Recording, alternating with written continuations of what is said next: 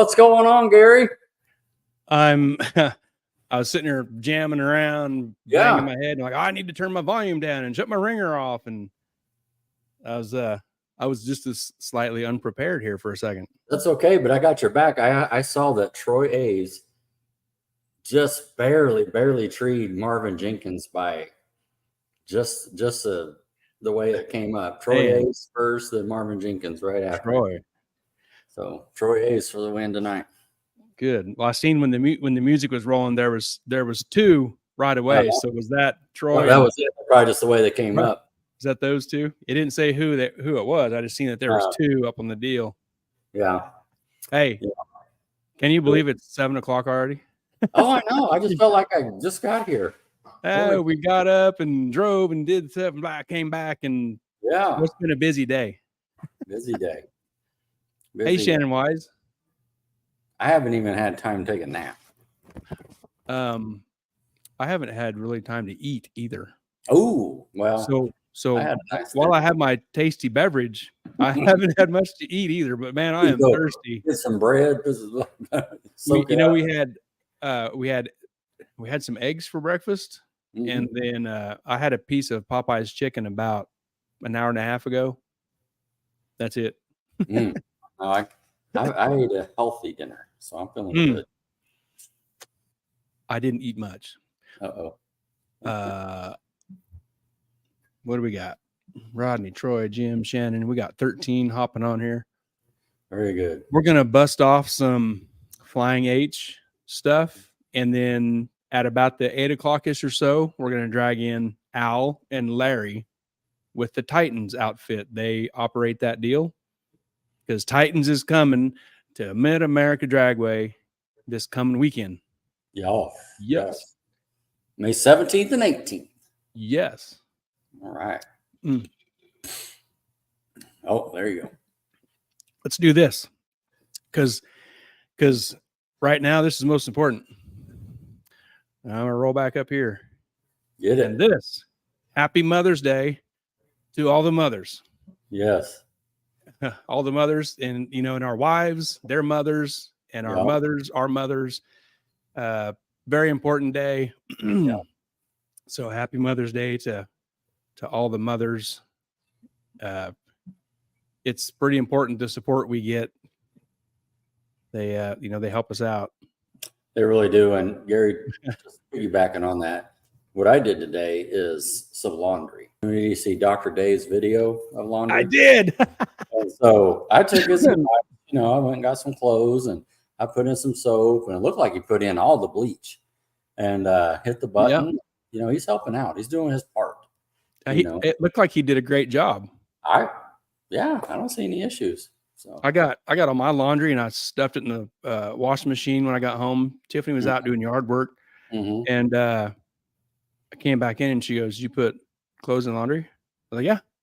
Well, I would have done that for you. I was like, "I did it. It's good." My stuff don't need separated. Yeah, I've been throwing all of my colors together since the early '80s. Yeah, and that's probably black. Well, blacks are whites, blacks, all the colors. But you had to remind her it was Mother's Day. I'm doing the laundry. I know. She did a very good job taking care of her yard today. Holy cow, it looks good. Nate Bell is watching. Hey, Nate, how you doing? Good to see you at Flying H. Yes. Gary Allen. Yep, Mother's Day. Thank you to all the mothers and the wives that the wives that are mothers to our kids that take up the slack while us car idiots are out chasing numbers on a stupid little piece of paper. Jeez. Ain't that the truth? Holy cow. Yep. We're very fortunate. Hey, there's Brandon Ash. Hey, Brandon. Nice seeing you guys this weekend, Brandon. Heck yeah. Yeah, we seen him. Yep. So I just want to cover Mother's Day. Thank you to all the mothers. Sounds Rodney, good. your wife, Tanya, happy Mother's Day to her. Thank you. Yeah, you got to see her today and say that. That was cool. I did. Yeah, I thought that was really cool. I got to tell her in person, happy Mother's Day. Yes. Ken Watson is watching. Amy and Dave Music. All right, Mother's Day. Here we go. We got another comment here. I see BY's on. There's Brian Wise. Hey, when Tanner pops on, I need to know because I have a very important question. Why is he late? I got two things for Tanner. Why is he late? Is that what one's later? Yeah. All right. Was there a race involved? Not yet. Not yet. Here we go. All right. Let's roll into what's coming up. Titans. Do you got some info on the times and stuff this weekend? I do. So I'm talking to Harper and the team there, and we're going to bring Larry and Al on here in a little bit. But just a quick overview, Friday, they're going to be out there all day. So you can come out through the day and, start getting set up, start getting parked and that sort of thing. And then at 7 p.m. is when they're going to kick off. And we'll do a deeper dive here with Al in a little bit. And then on Saturday, 8 a.m. gates will open on Saturday. And then 1 o'clock we'll start the track will go hot. And so that's some information I got from Gary Harper here earlier today. Of course, he's been sending Gary and I videos and pictures throughout the weekend and the week, just, still updating lights and poles and that sort of thing. So they're excited about this event coming up too. So cool. Just real quick. Tanner says he's on YouTube. Tanner, this is very important. Have you seen your parents today? We need to know. Have you seen your parents? Have you seen them? Interesting. With your own eyes, live in person, because well, it's Mother's Day. We need to know that they made it home. They punch in Augusta on their GPS. They may end up in Augusta, Georgia. Yeah. Yeah. Come on, make sure. We need to know they made it. Yeah, and just to keep talking through that, anybody watching, when you're traveling to Kansas City, and if you filter out all interstates, it'll take you a little longer to get there. Yes, if you take the scenic route, if you put Flying H in the GPS, it may take you to the ranch. Oh, yes. But Brian Wise made a good point. I got it pulled up Flying H on my Google GPS deal. Brian said if you do I-70 Speedway, that's the same spot. So there you go. So he made a good point bringing that up about I-70. Okay, Tanner. Tanner says, yeah, they made it. Good. Good. All right. Good. Tim Webb, Travis Gore. Travis is on. Cool. Tony Whitmore, Ken Watson. Ken, I seen them pictures of that Nova of Ryan's. Woo! Yeah. Dude, that looks killer, man. Looking real good. Another cool car coming together. Yeah. Yep. Logan, Tony, Tim Webb. Tony Whitmore had his car out, peeling out. Tony says, "What? Yeah, that's been a while since that car has hit the track, isn't it?" Yeah. Little wins in that still running. How many years has it been, Tony? It's been a while. Quite a while. I thought I would see it with a turbo, but we didn't. Yeah. Tanner says it only took them 2.5 hours to get home, but it took them 4 to get there. See? There you go. Well, that's all right. Mrs. Harper watching. Yep, we'll cover some Titan stuff here after a while. We'll drag Larry and Al. That sounds good. Tony says September 17th. So he's had it out this year then, or last year. Last year? Oh. Yep. Tim Webb, hello, guys. Great weekend. Oh, it's great seeing Tim, man. Tim. Great seeing Tim. Always like hanging out with those guys. Tim, Chop, Josh, the Wises. Yeah, them guys are fun. See Whitmore's dad. He was hanging out. Dave. Ken says Rod's car looked good. Oh, thank you. Yes. We're trying. We're in. Oh, here you go. 2017 was the last time. Dang. Oh, there we go. It might have been a while. Yeah. Man. 17. Woo. Jared Johnson watching. Hey, Jared. Jared, how beat up is your car? Oh, yeah. Or have you even looked yet? He may not even look. He hadn't got out of the trailer yet. Oh, man. Dude, that sound is so bad. I can still hear it. Carbon drive shaft exploded. And down there where that was at, it was probably echoing also down there, which made it sound really worse. Sure. But it sounded awful. I know. It was good seeing you this weekend, Jared. Good meeting you. Well, you ready to roll on here? Yeah, let's do it. After the Titans deal, Right on. is after the Titans deal Sunday. Just a reminder again for the support, test and tune, and burger burn for Chris Levitt. Yeah. Sunday, May 19th, 11 a.m. to 4 p.m. All of this stuff should still be correct unless the Harpers have something different, but this should be correct. Yeah.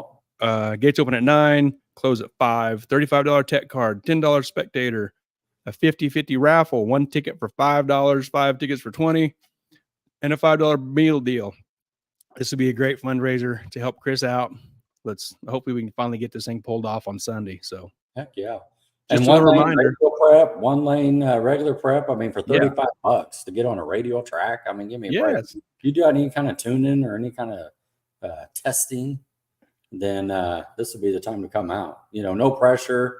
You're not in a race. Just trying to figure out, rev, run, start, burnout, bump, get it all. Easy. Yeah, it's like Mrs. Harper said last week. You're not going to get on a radio prep again for $35. It can't be said no simpler than that. Yeah. Jared says the drive shaft, the tunnel, and the burst panel. Mm-hmm. Tony says been busy working and wheeling others. Cheaper that, man, you ain't kidding. Yeah. Cheaper that way, but I'm more about streetcar life. Yeah. Mrs. Harper says it won't be radio prep all day. Okay. All right. It's good to know. Maybe start radio prep and then it just let it be whatever it is after that, maybe. Yeah. Jared says check the valve train. Everything checked out good, but gonna freshen her up. All right. Right on. Yeah. Ken has a good question. Ken, what was the fastest ET of small tire? It was a no time, but we heard some teens, and I'm pretty sure I heard somebody had an 09. That's what I heard. So that's from big block twin turbo cars. Small block Fords running O's. The small block Fords. But, keep chipping away at it. Yeah. No, absolutely. But no, that's like I said, no time. And talking through it, it was a little bit just walking through this, when they did the no time.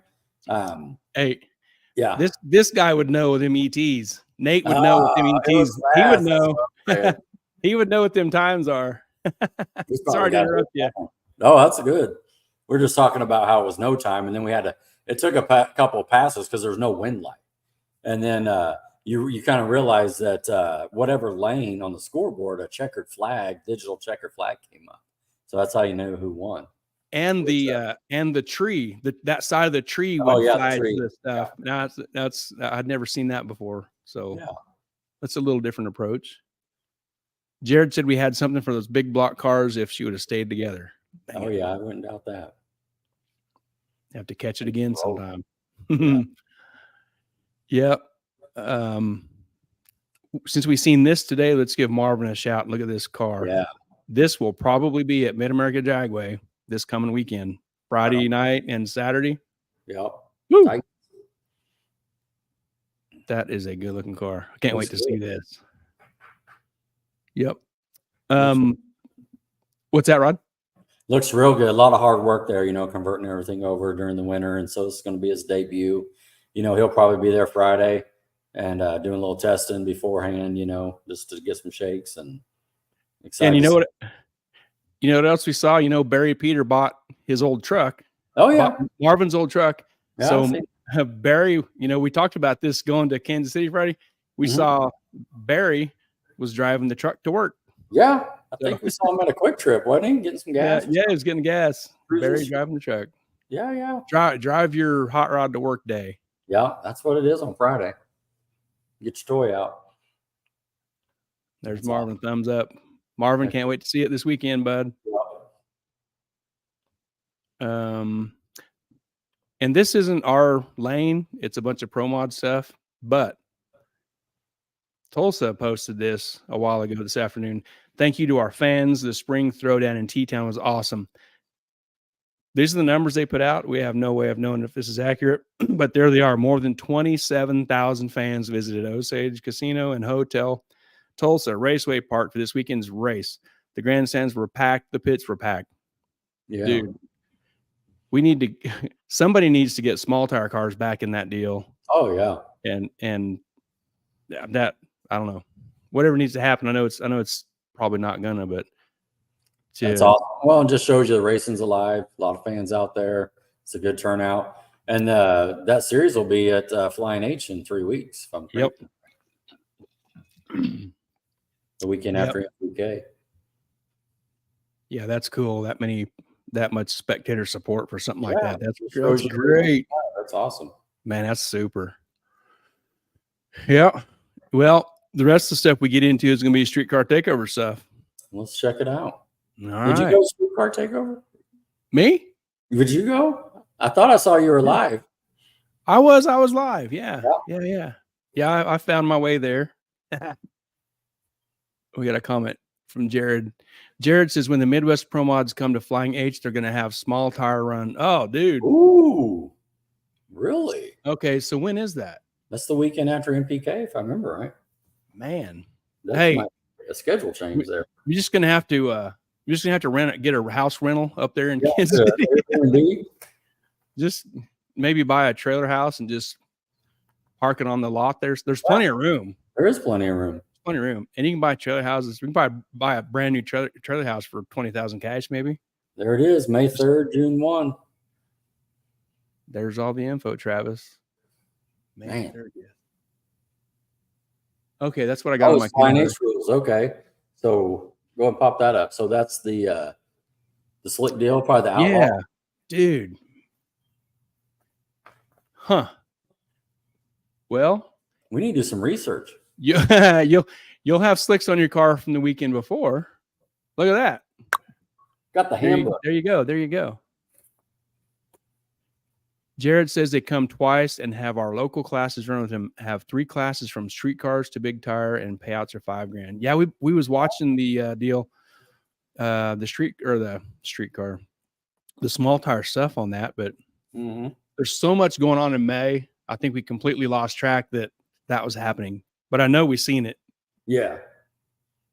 Brandon says, I seen there was a house at the end of the track. Oh, I saw that too. Maybe you know we're gonna run out of room. Knock on the door. Hey, can we rent if we all pitch in, it'll be pretty cheap, right? Heck yeah. Probably cheaper than staying at the Hampton. Man, you ain't kidding after Tanner's text a while ago. Holy cow. Man, I'm over here writing notes. I'm learning. Yes. He's a racer, so it's going to be all good. He's a racer. He'll just let us sleep. We just sleep in the yard. We pitch a tent. Absolutely. Just put a tent in his yard. He's probably got a key to the place, you know? Yeah, that's funny. Oh, yeah. That. All right, moving on. Okay, I took some pictures over here, and we get into some other really cool stuff, but some pictures I took just kind of snooping around there. Picture the tower. The announcer was in there doing his thing. They did a really good job. And these pictures were like Friday midday before the spectators got there.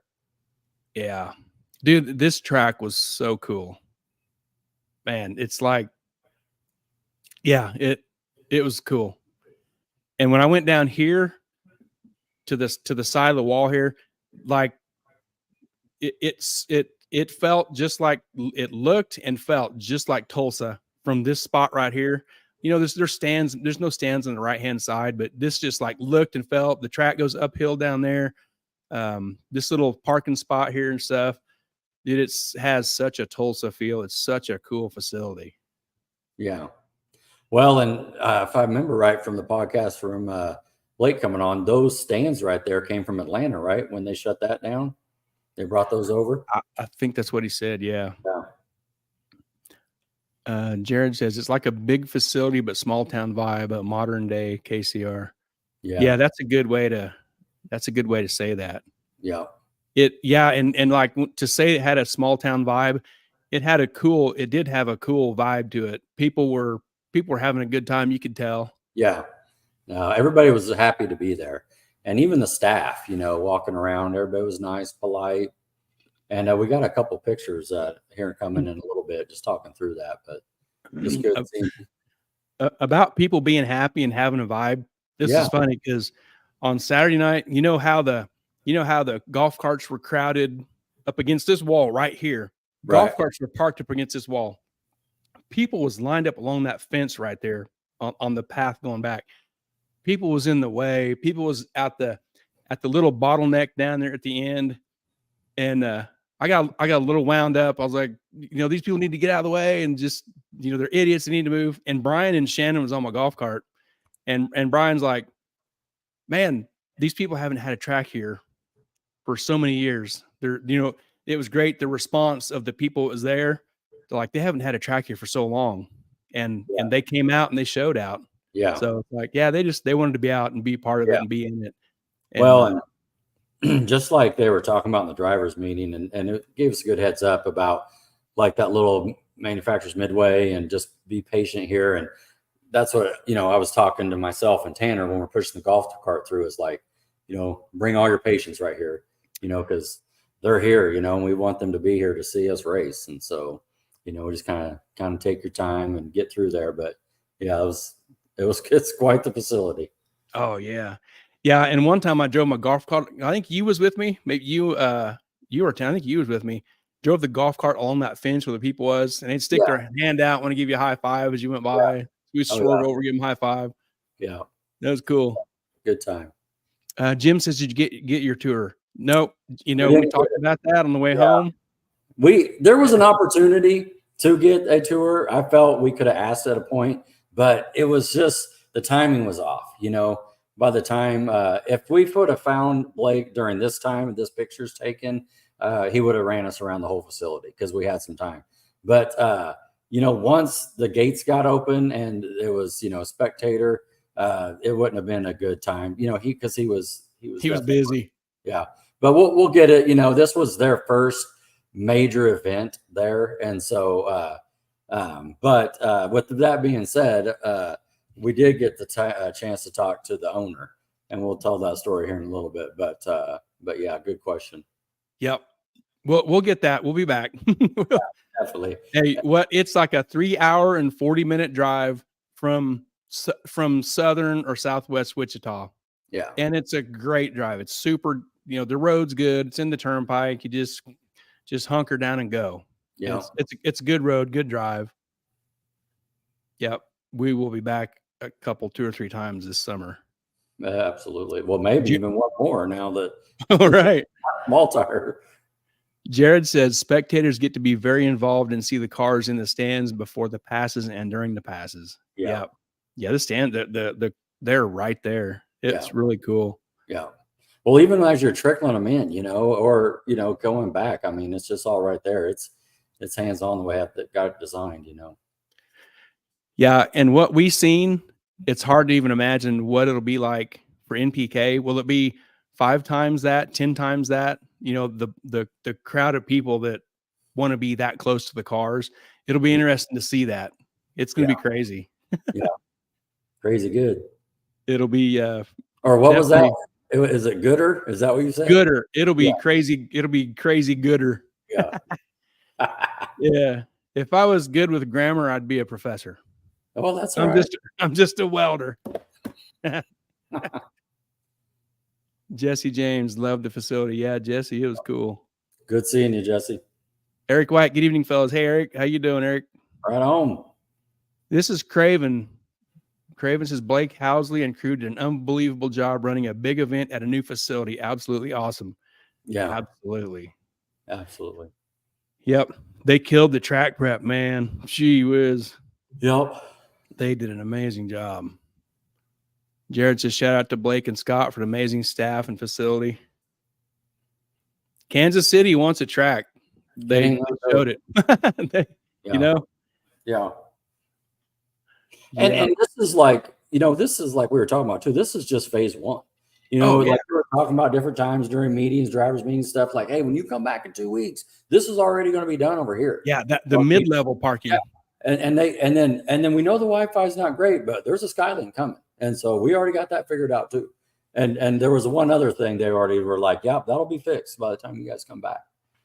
I mean, Yeah, there's some things that need attention, but patience. You hope they saw the same stuff we did, hopefully, and just but if they took the time to do all of that before opening, then you'd miss these opportunities to have the track open right now. right. So Yeah, it's open. If you wait, to do all that stuff, that's another year. You know what I mean? Oh yeah. For 6 months, and yeah, no, Yeah, and seeing it real time, seeing the stuff that needs addressed a little bit, see it real time. That's the best way to fix it. yeah. Oh, Daniel absolutely. Anders. Oh, Heck, Daniel here's Anders. a quick story. Yeah, go ahead. What you just said is something. And so, Lauren went to Disney. I study that stuff for work. They opened that park, right? And then they went back 6 months later and they watched where everybody walked through the grass. And it's, you know what I mean? So they saw footprints where people were tracking, and they used that as a study. And instead of putting up barriers, that was the new sidewalks. So they were listening to the people. Yeah. Yeah. It's the same thing right here. Yeah.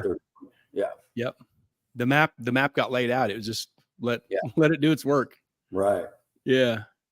Daniel Anders is great place. Daniel, your car looked great this weekend. Oh dude. my goodness, man. So there were so many badass cars. Dude. I mean, I'm looking around, I was like, who am I going to draw? Oh my God. Yeah. And that Friday night, the Friday night race, the chip draw, I was off the side and you watch the guys that come into this deal and you know what their cars are and what they got. And it's like, dude, this is some hitter stuff. This right. there's no slow cars in this. Nope. I think we were 14 deep at one point in cars. Man. What's Brandon saying? Brandon says, I'm a little worried about the staging lanes washing out. That's quite the drop off. The staging lanes. He's talking about coming from the parking lot with the water. What is he talking about? I'm not sure. The staging lanes. I don't know. Tell us a little more, Brandon. Maybe he saw something we didn't. Yeah, Jared said no ducks. He's right. Yeah, Tim, we were talking about that too. We didn't know if it's an optical illusion or what, if the track was literally downhill. You can tell in the shutdown that it's uphill, no doubt about it, but it does look like it's running downhill a little bit. The main surface. Yeah. Yeah, it's kind of weird like that, isn't it? Yeah. Brandon says behind the water box and behind the tower. Okay.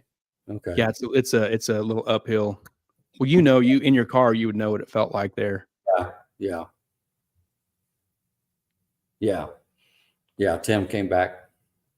Yeah. Huh. Yeah. Cool. All right. Yeah. That place is cool. I drove my golf cart up to, this is the mid-level. It's got like some packed rock in it. This is the far corner on this mid-level. Dude, there is a ton of space on that mid-level. The pictures we had seen, we'd been putting on here for a few months before of what this looks like. It's deceiving in pictures. I was sitting on my golf cart in the far corner of this space and took this picture. Right behind me, behind my golf cart, was some wood stakes with some yellow flags on them. Like they've like if you was going to do some paving or something, they've got this thing already kind of some stakes started. And to my right over here was some kind of pump truck staged up on the third level out of the way. But this mid-level here has an enormous pad of parking. It's going to be a game changer if they I mean, sure, you can't concrete this and have it ready in 2 weeks. I'm not concrete. I don't know, but they said they're going to have it asphalt in 2 weeks before. Okay. Well, yeah. That'll be a game changer parking wise. That'll be great. There's a ton. You can park a whole bunch of rigs on that middle platform right there. It's big, dude. Said, this was a rain out, right? And they on Monday they put this gravel down on Monday to have it for this weekend, and then in 2 weeks it's going to be paved. There it is, Travis Gore right there. Yeah, it was kind of a packed deal. Let me go to Nate. Catch Nate's here. Nate said the most fun I've had at a race in a while. Looking forward to the rest of their stuff and the fall Street Car Takeover race. The track reminds me of Tulsa from the starting line. The same thing I thought too. Yeah, it just has a Tulsa feel. It does. Yeah.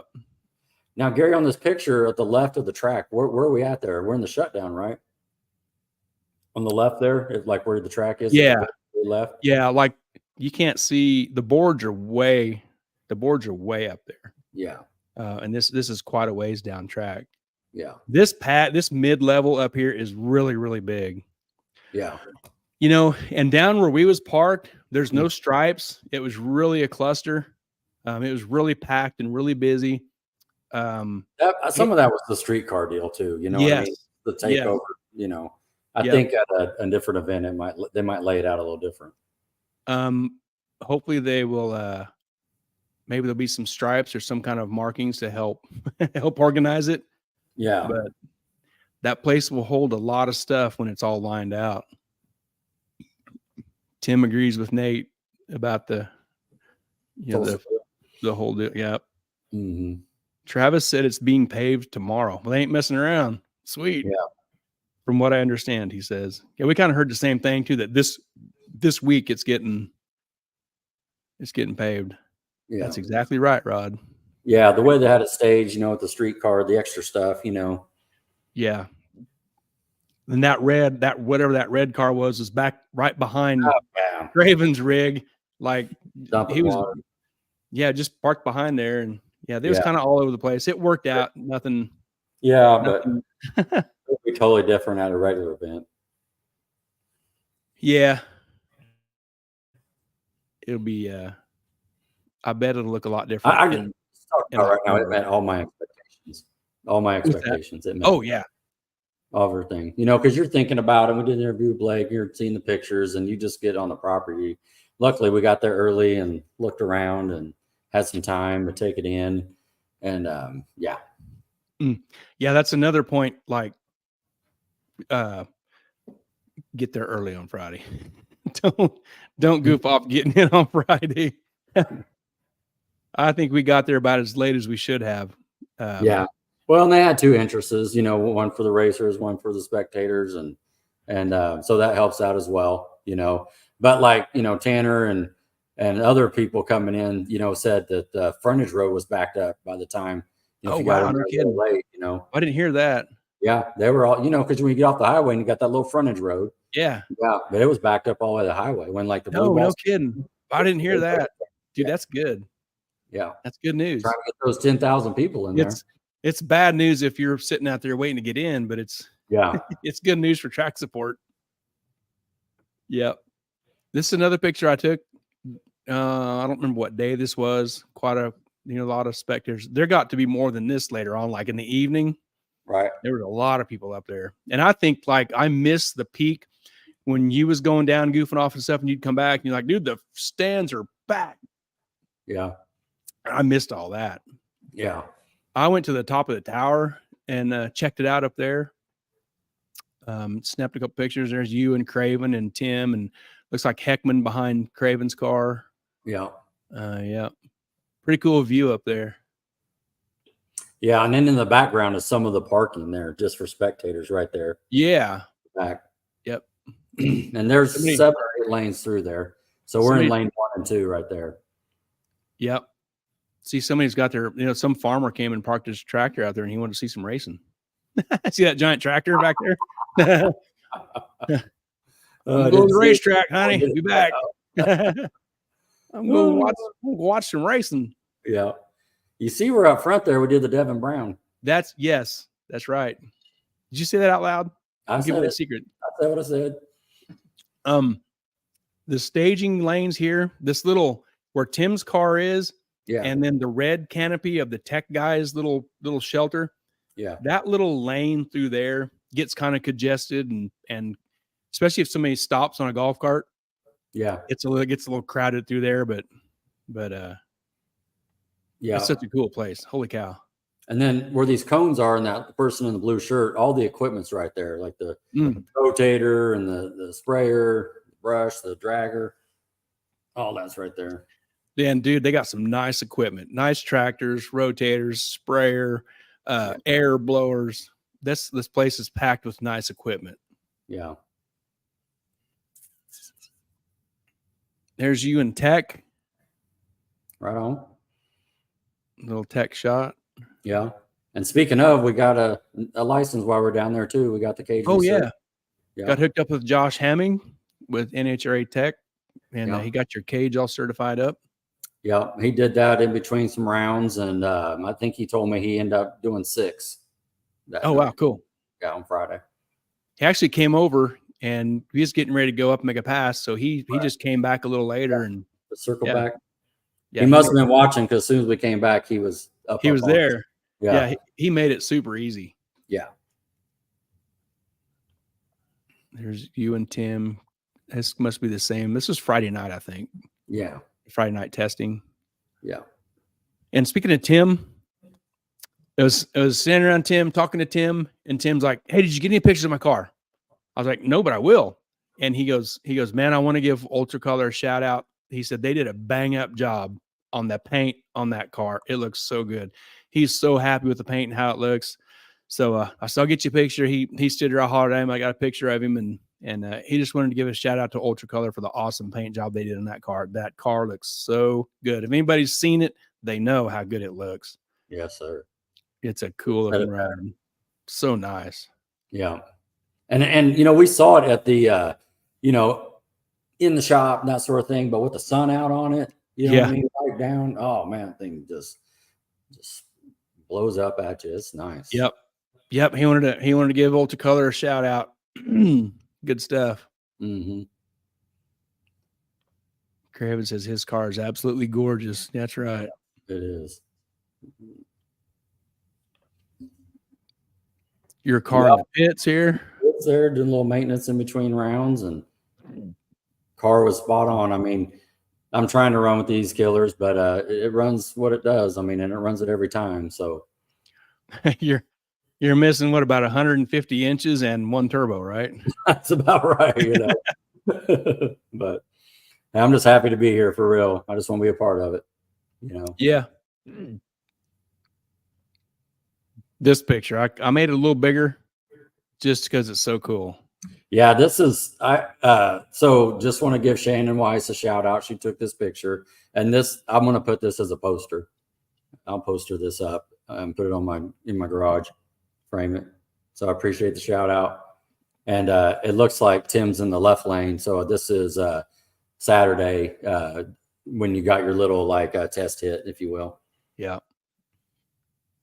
Just looking at that picture, isn't it hard to believe that it only took a year and 3 or 4 months to put this together like this? That's incredible. Yeah. Yeah. And just staying with this for a second, shout out to Keith, all the hard work he did over the winter, the Marty Marilette, all that was on par. Marty's new converter. Once I put the stator back in that he told me to use, no issues, no wheelies. If Harper's watching, it went a 1-1. It went a 1-1-0 again, just like it did at your place. So that's 2 1-1 flats for me. I didn't get an O's yet, but we found something. So you tried. Yeah. I thought that was cool. Yeah, back to back. A different location, different track, a new facility. You went 110 at Arc City, and it goes 110 again. So yeah, that's pretty cool. Yeah. Nate says your car looked great this weekend, Rod. I appreciate it. Yep. So there was only 3 small block cars, right? You, Travis, and maybe the Camaro too. You, Travis, Jared, James Shore. It's an LS, isn't it? James Short.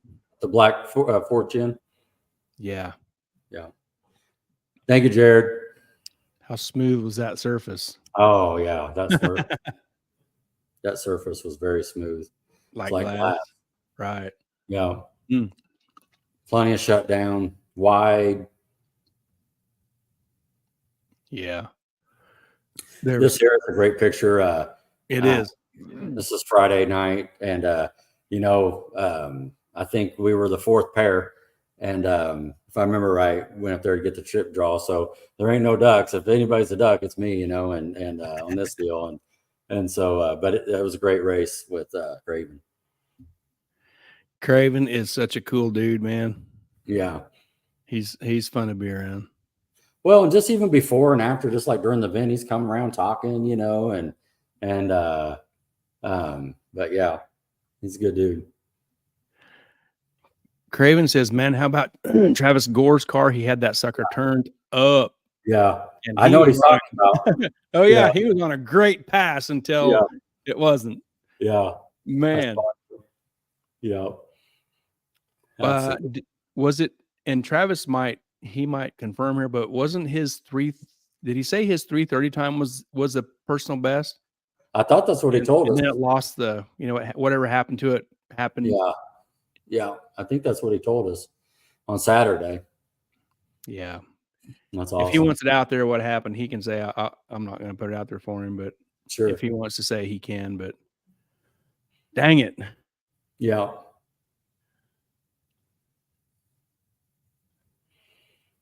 All right. Are you right? What? Go ahead. Just saying this picture's, I think it's Friday night. Okay. The next picture. You ready? Yeah. What you got? Are you okay? What are you doing here? What are you doing? Oh, yeah. Where are you going? Yeah. Well, it's like you're going to go over there and talk to Craven. Well, he went and got me 2 tents out of the concession stand, remember? Well, from the live feed. Maybe I scared him. I said, Roddy's going to drag your ass. Did you drag his ass off the starting line? Well, yeah, I did all started live, but the only light that counts is the one he lit up. So you won for a little bit. Yeah. No, that's funny. But so what are you doing down here? I don't know. I'm just, I don't know what happened on this deal for real because me and Craven are racing and that's funny, Jared. I was talking to Blake's like, hey, do you want me to sign that cone? That's probably your first one that got popped out. You know what I mean? You said you felt bad about smoking a cone. Oh, I did. I felt terrible, man. I had to replace that cone, and I'm up there waiting on Tanner and to stop the whole show and that sort of thing. But I knew, Craven, big block, come on, 3,000 horsepower or whatever it is. I don't even know. But holy cow.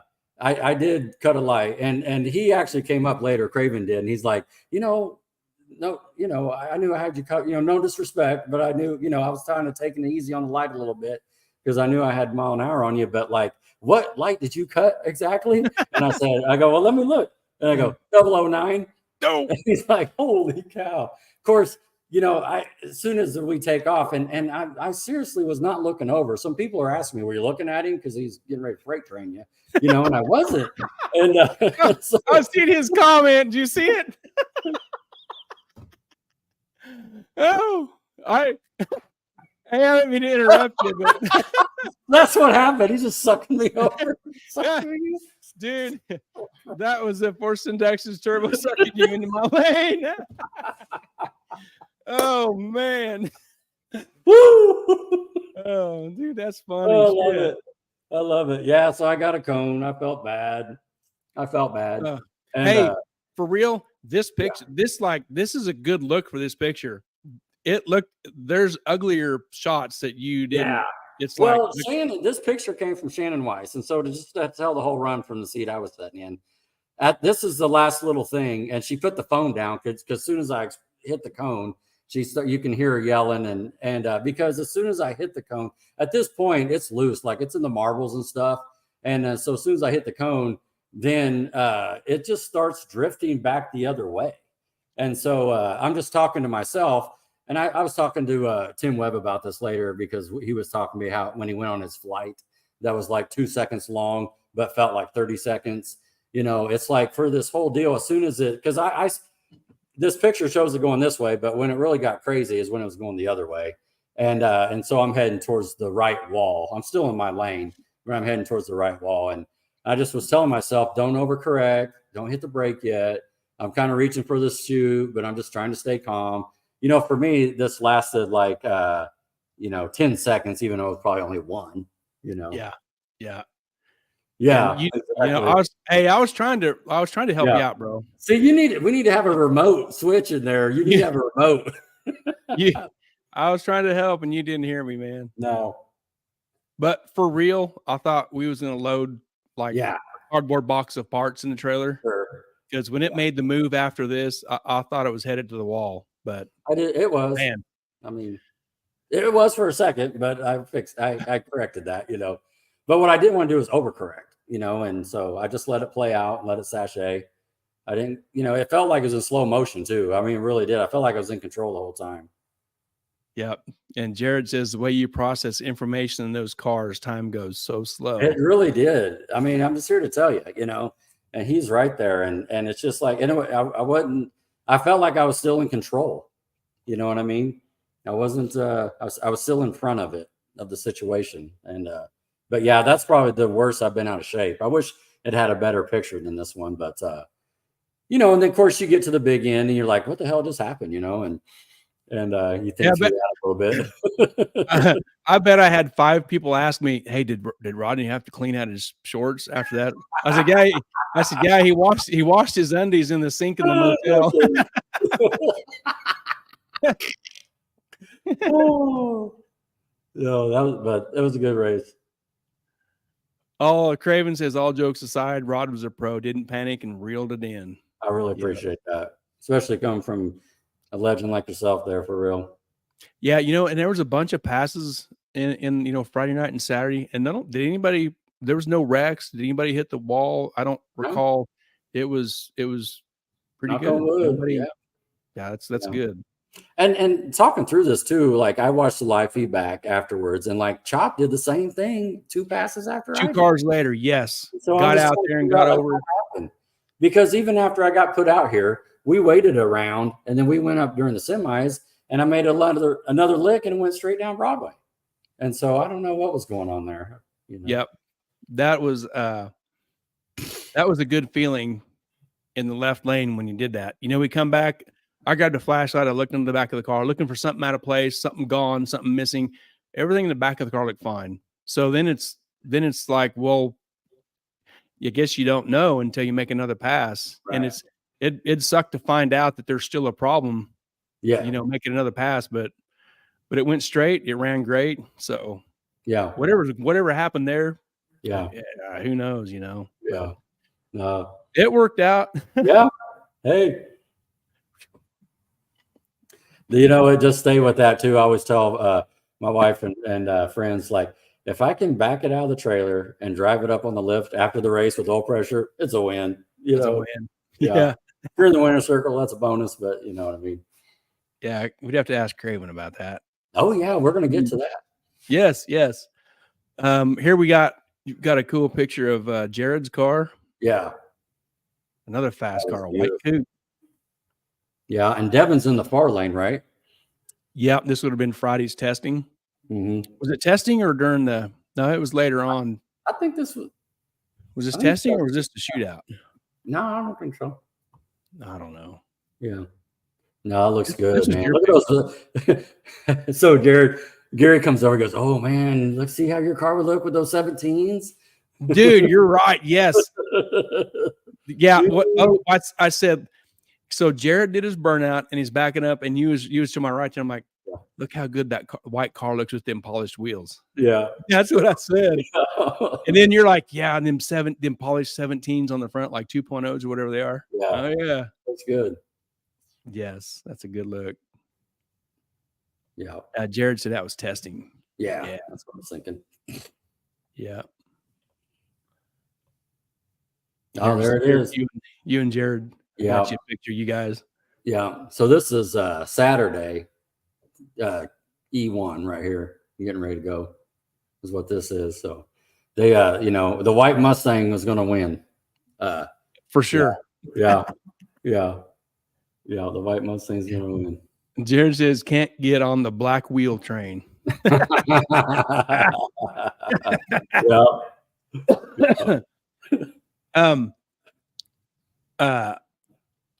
I would like to know, and it's none of my business, but I'm real curious. Jared, it's real obvious that you have a different burnout procedure, and it's very interesting how you do your burnout.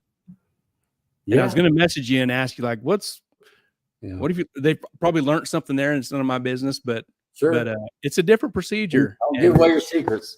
It's noticeable. Yeah. Yeah. Oh yeah. A hate crime, some white on white crime. Yeah, that's exactly what it was. They saw two white small block Fords, and they're like, get them out. Jared says which part? You do a really short burnout and you roll really, really slow. Right as far as you can. Really, really, really slow. Really short burnout and really slow. You're the only one I've seen do that. Yeah. Didn't you witness somebody pushing the car, even like keeping it going? Yeah, yeah. Somebody was actually back there helping pushing it, just kind of pushing it along. Yeah,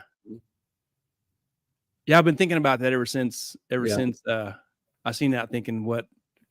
And I'm kind of dumb, so I ain't got it figured out. It does a little different too, because when I was with Craven on the left lane, he rolled out quite a bit. You know, like a little bit extra. I noticed. Tire temp and track temp. So there's a system. There's a system of this needs to be like this. Yeah, I get it. Sounds like he's done some homework. Yes, that's a lot of passes.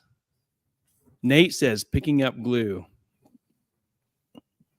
So you don't want to get him super hot because Jared's burnout's really short.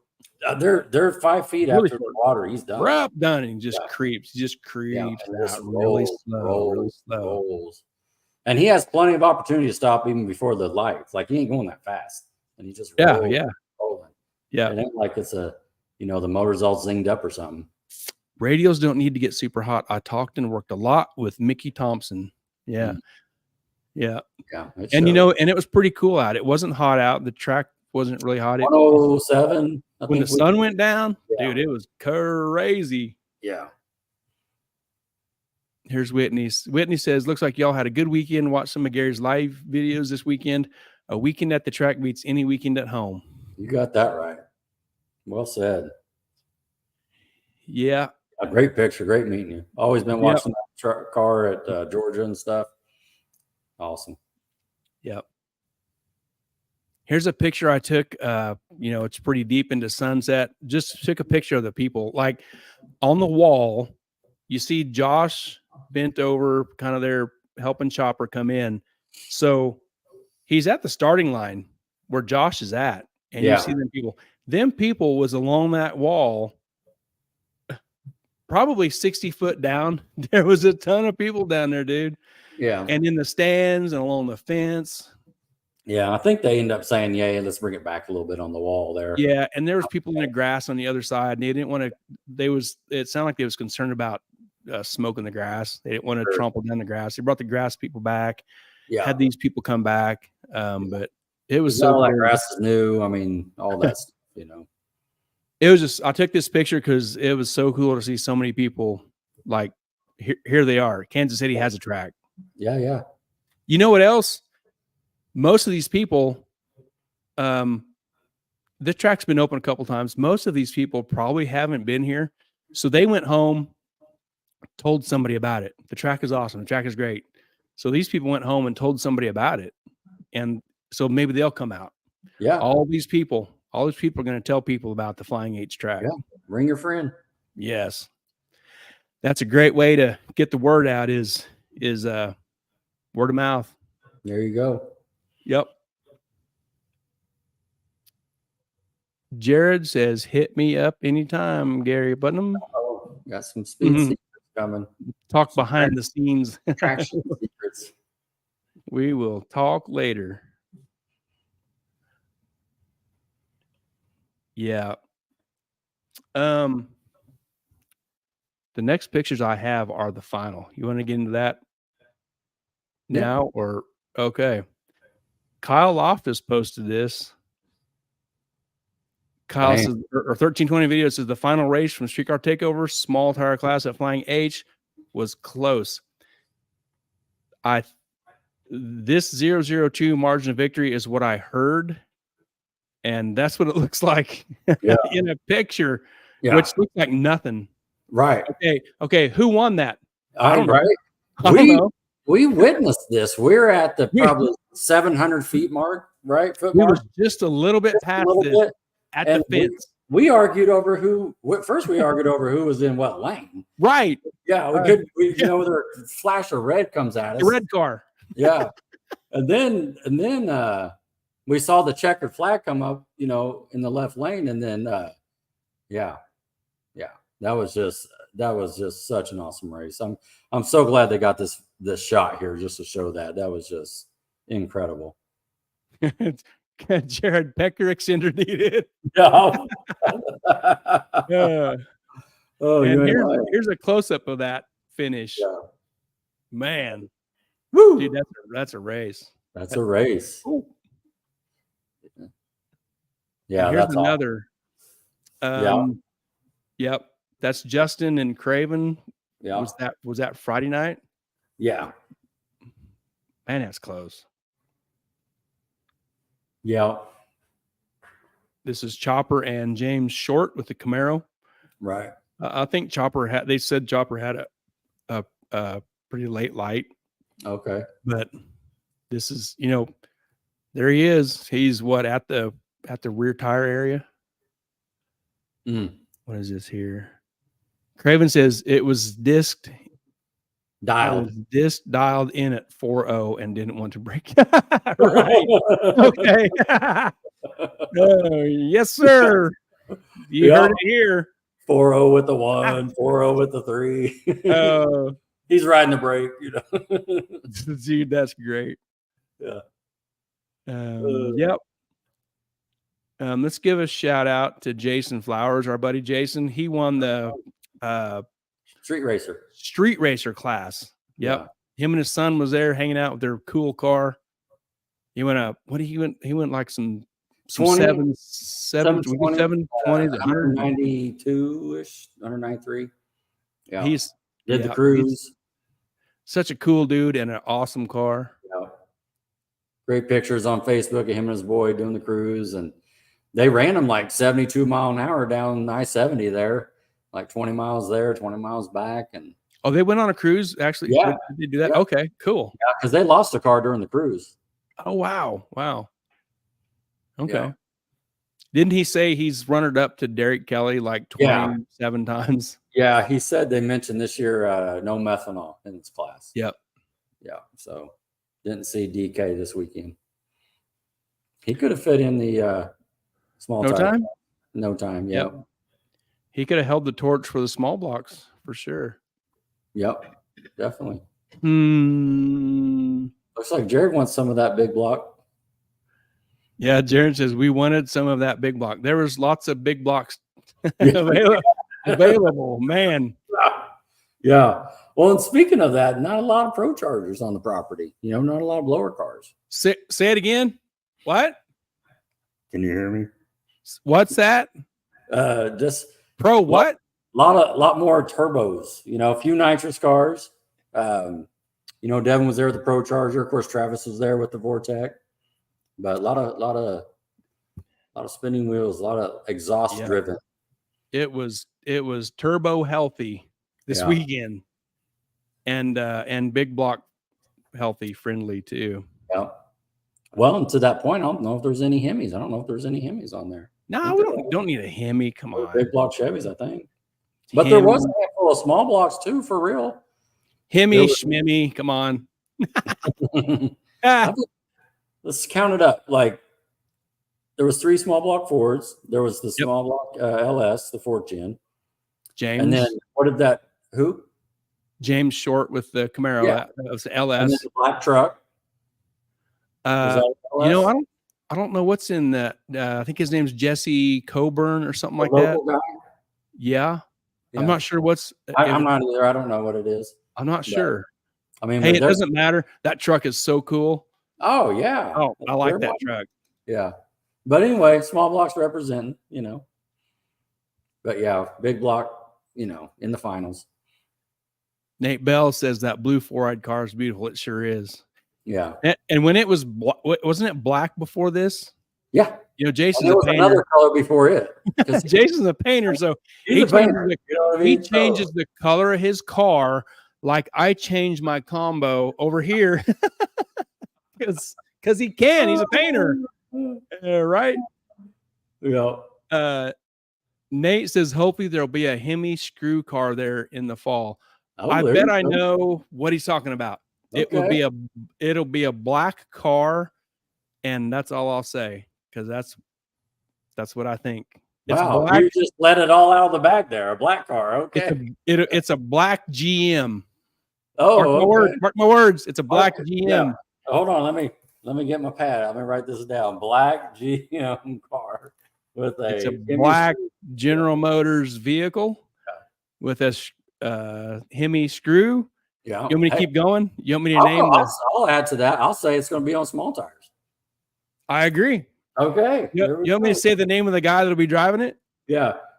Craven. No, we don't want to say that. Come on. Oh, no, come on. You tricked me. Shots fired. What? Shots fired. Can we edit this real quick? No, but we'll back it up. Jared says the truck is a twin LS. Okay. There you go. Yeah, ran good, man. He was a crowd favorite for real. That truck is cool. I like it. McGinnis, did you hear that? I haven't seen Troy on here. Is he still recovering from the little thing yesterday? I don't know. Jared says we were still in X-Trim as well as Chop and Cameron. Yep, yeah, I that's bet true you're too. right. There's 3 real X275 cars there for real. Tony says GM or GN. It's the same. Jared DeMarco's old car. Yeah, that's right. We're all on the same page here. Yeah, that's right. The cat is out of the bag. That's right. Yeah. All right. Yep. Moving along. Okay. If you're at Flying H, yeah, and you don't know what time it is, yeah, and wait a minute. What? Wait okay. What time is it right now? What time is it right there? It's 10:59. Okay. Yeah. What time is it at 11 o'clock? At 11 o'clock, if you don't have any time device to know, if it looks like this, you know it's 11 o'clock. Dude, this means 10:59, 11, 10:59, 11. Dude, it was dark. Oh my goodness! Holy crap! Oh my goodness! So what else did we talk about this at the motel that night? What kind of scenario would have sucked? Oh yeah, if like people are staged, getting ready to bump in, taking off. What if he was 300 foot down, 400, 500 foot, going 160 mile an hour, and lights went out? Your lights on. Dude, that was funny. And the announcer is like, grab your wallet and somebody else's wife or somebody like that. It was funny. Hey, make sure you grab your wallet and somebody else's wife. And somebody else's wife. Hey, Michael Knox is here. Hey, man, we got to give up for that announcer, dude. He had some good ones, man. He was just throwing them down. He was quick and witty, man. For real. Yeah. It was good. Yeah. Michael Knox is here. He's hanging. Fellas, what's up? There you go. That's why I like street cars. Just show them the headlights. I got headlights. I'm a headlight guy. Yeah, and a horn. Hey, like 6:30 tonight, I got on Amazon and I was looking for, and I typed in this in the box, loud 12-volt horn, like a train horn. What are you talking about? Whatever it takes to put on my golf cart.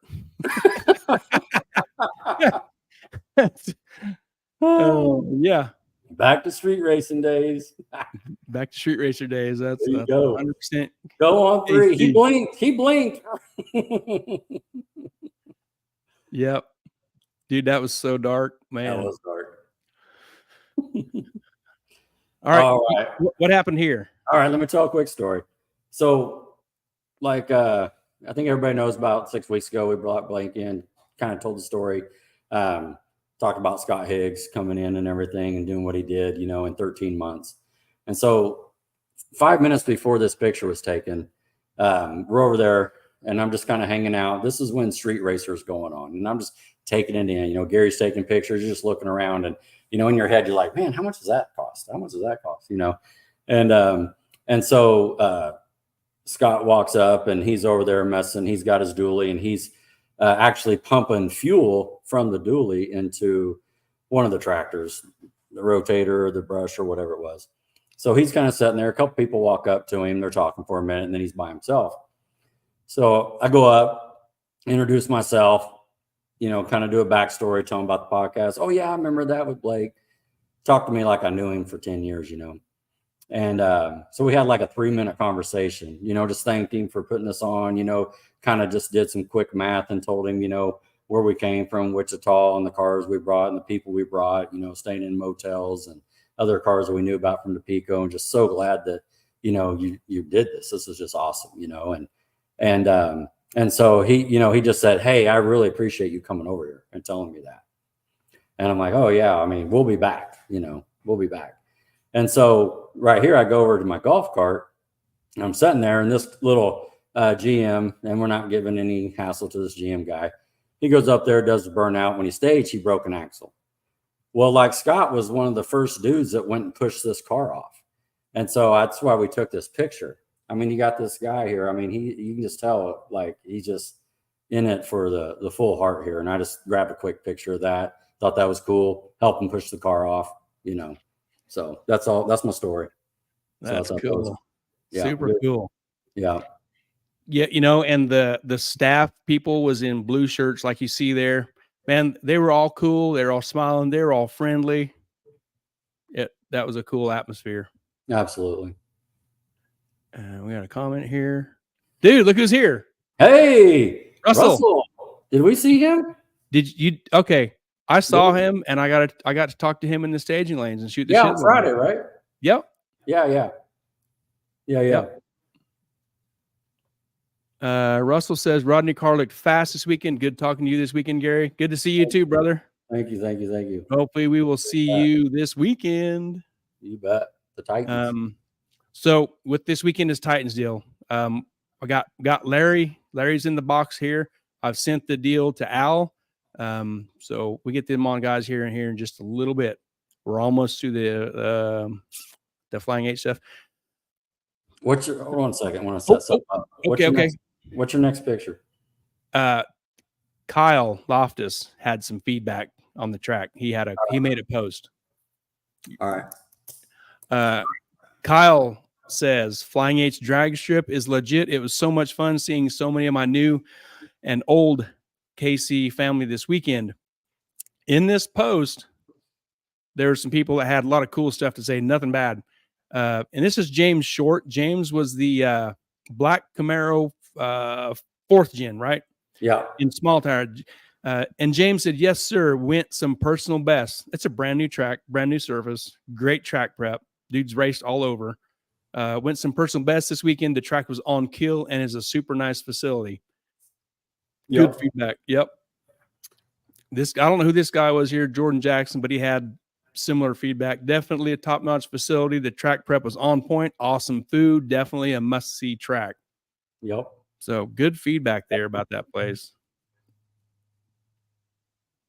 Cool. We got a couple comments. Let's catch this. Ryan Sumner. Ryan, your car looks great, dude. Looks great. Okay, Jared says Jimmy Bradshaw had her on point. Yeah. He must have been okay. So Sticky Glue Mafia or whatever that was. Yeah, he had his shirt had something on it there. I remember what he looks like. That had to be who it was then, Jimmy Bradshaw. We talked to him a few times at the water box area. So right. Yeah. Andrew Levitt says, so how were the fries at the track? They were good. They had a bacon ranch something thing fries that I got some of Brian's. They were really good. All of the food there was pretty good. I had a burger from one place. I had some chicken strips from another place. I had barbecue. It was good food. We're about to do this. Go ahead. Bring us to the main screen. So what happens here? Well, we're going to set this up real quick. So we need some interaction because we got a lot of people on here right now getting involved. So if you've seen the show, you've seen Gary, like he'll hit me with this question. You know what I mean? He's like, oh man, I don't know. Would you split?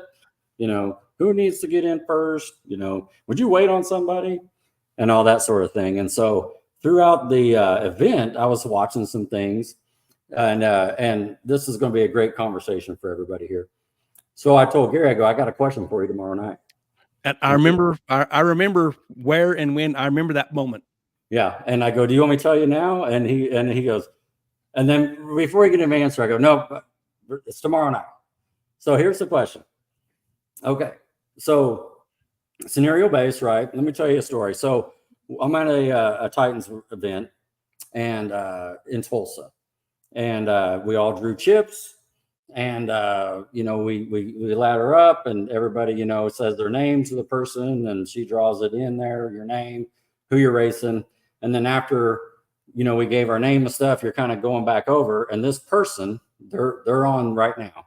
But this person said, hey, just so you know, you're going to buy I broke. And I'm like, oh, okay, cool. Thank you. And so that was that moment. Okay. So last night there was like, I don't even know, let's just make up a number, 14, 16 cars that entered, and not everybody made it to the chip draw, right? Because things happen. So my question to Gary here is, should those people be in the bucket? Or is it the people that showed up and like, all right, how many drivers do I got? Raise your hand. Raise your hand if you're here. We got 11. So here we go. We got 11. And we mix it up. So that's my question to Gary. And I want everybody to chime in too. Because, even later on in the rounds, let's say you break, but you win. You come back for the chip draw. Maybe you get to buy in the chip draw. You know what I'm saying? I'm having some fun here. I don't care what the answers are. But so I'm putting you on the spot, Gary. Why are you all red? Your face is red. What's going on? I'm out. I'm out, man. Are you floating? Nope. I thought we already got one answer. We already got an answer in here. When you mentioned that, because that scenario popped up because Travis was broke and Tim was broke, and then you said, "Oh, I got a great thing." I thought, I bet it's going to be about this. So it's probably something that needs to be covered in the drivers' meeting. That covers that. If you break. Maybe I don't run nothing. I don't do that. But just thinking out loud, like the scenario you give. Okay, so hold on, Gary. Okay. They're asking right now, Jared, not trying to cut you off. Jared's saying, what's the question? Okay, so the question is if I'm going to make something up, if 14 people enter and 2 break. And they did last night, 2 did. Should 14 be in the bucket? That's the question. Or should it be the people that made it to the lanes? That's the question. Yep. I think they should be in the bucket. So you're saying if they have a tech card and they purchase, they're going to be in the bucket. That's what you're saying. I think so. Okay. What if they don't show up to the lane to draw? Oh, I don't know. They need a babysitter. I don't know. Well, I don't know. What's everybody else saying? Yeah. Troy says if you paid entry and make field, you should be considered a chip. Okay. And that scenario could change the outcome of the rounds coming up too. Yeah, it affects the whole event.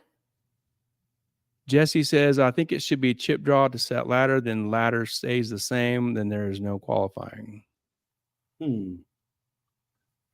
What's Cameron say up there at the top? He's above that. Who's that? Cameron Marsoff. Oh, I miss Cameron. Cameron says, yes, if tech card purchase, they need to be in. Yeah. Like they're still, I agree. Where are you at? I know you're on here. And Travis was standing right there and like, well, we need to call Tim because Tim was putting a head gasket in his car. Sure. Yeah. So both of their chips should have been in.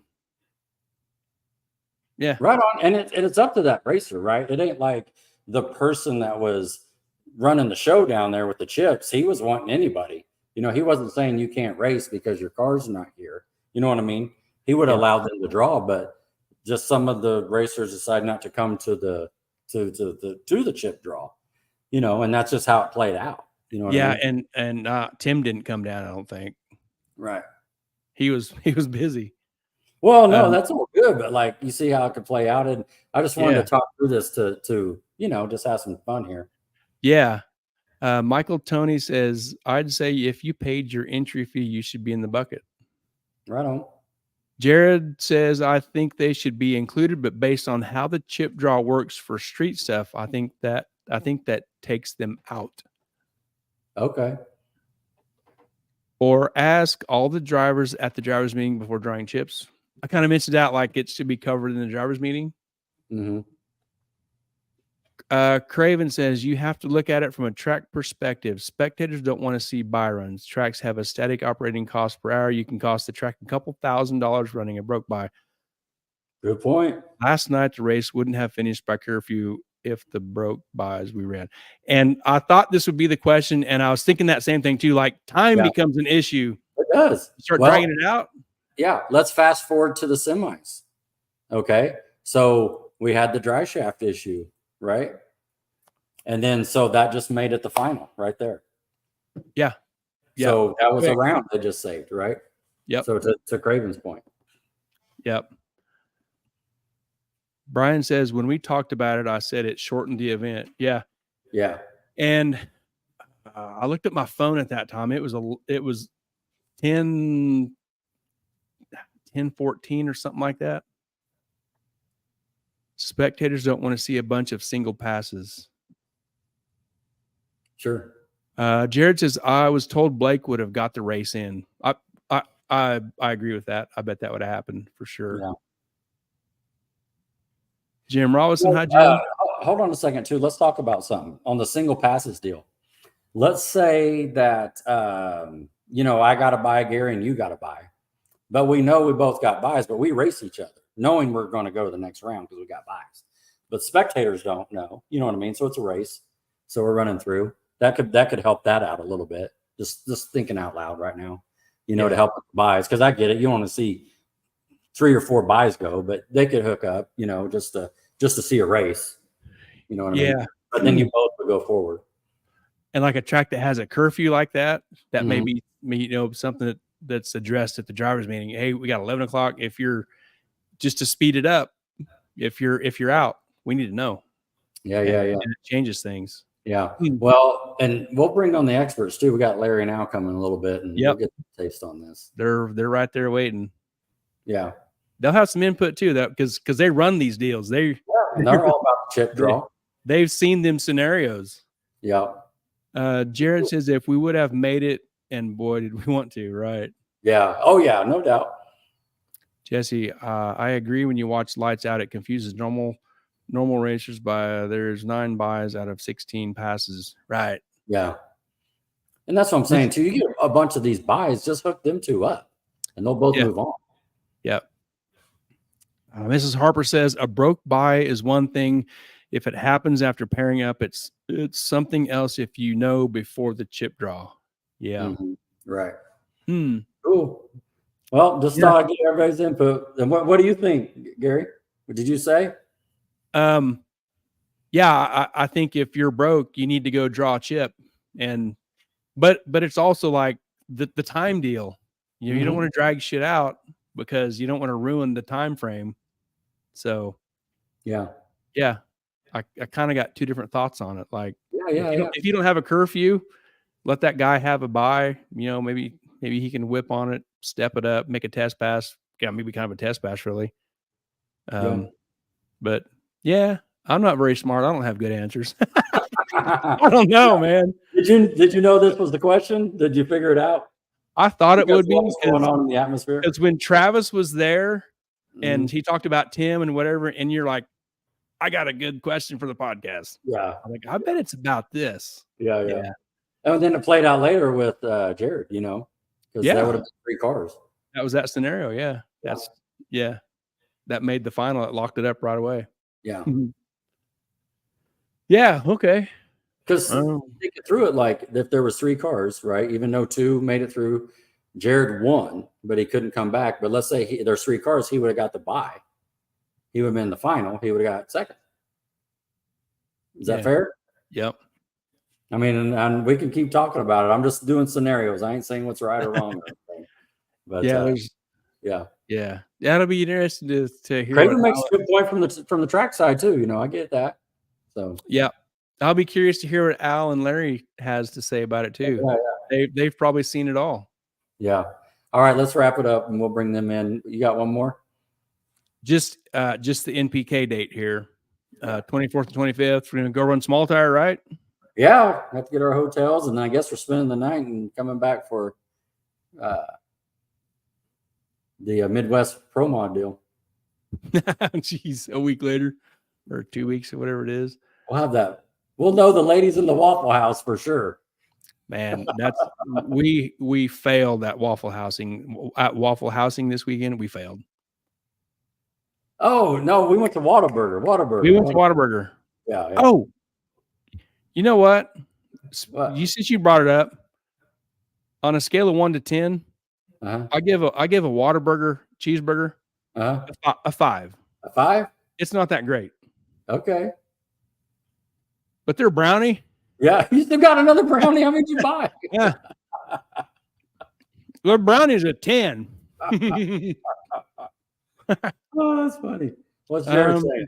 Last thing here, Jared says sometimes the rules of the race change when the car needs to take the beams under its own power. Ah, good point. We saw that a couple times too. Car come up there. Yeah.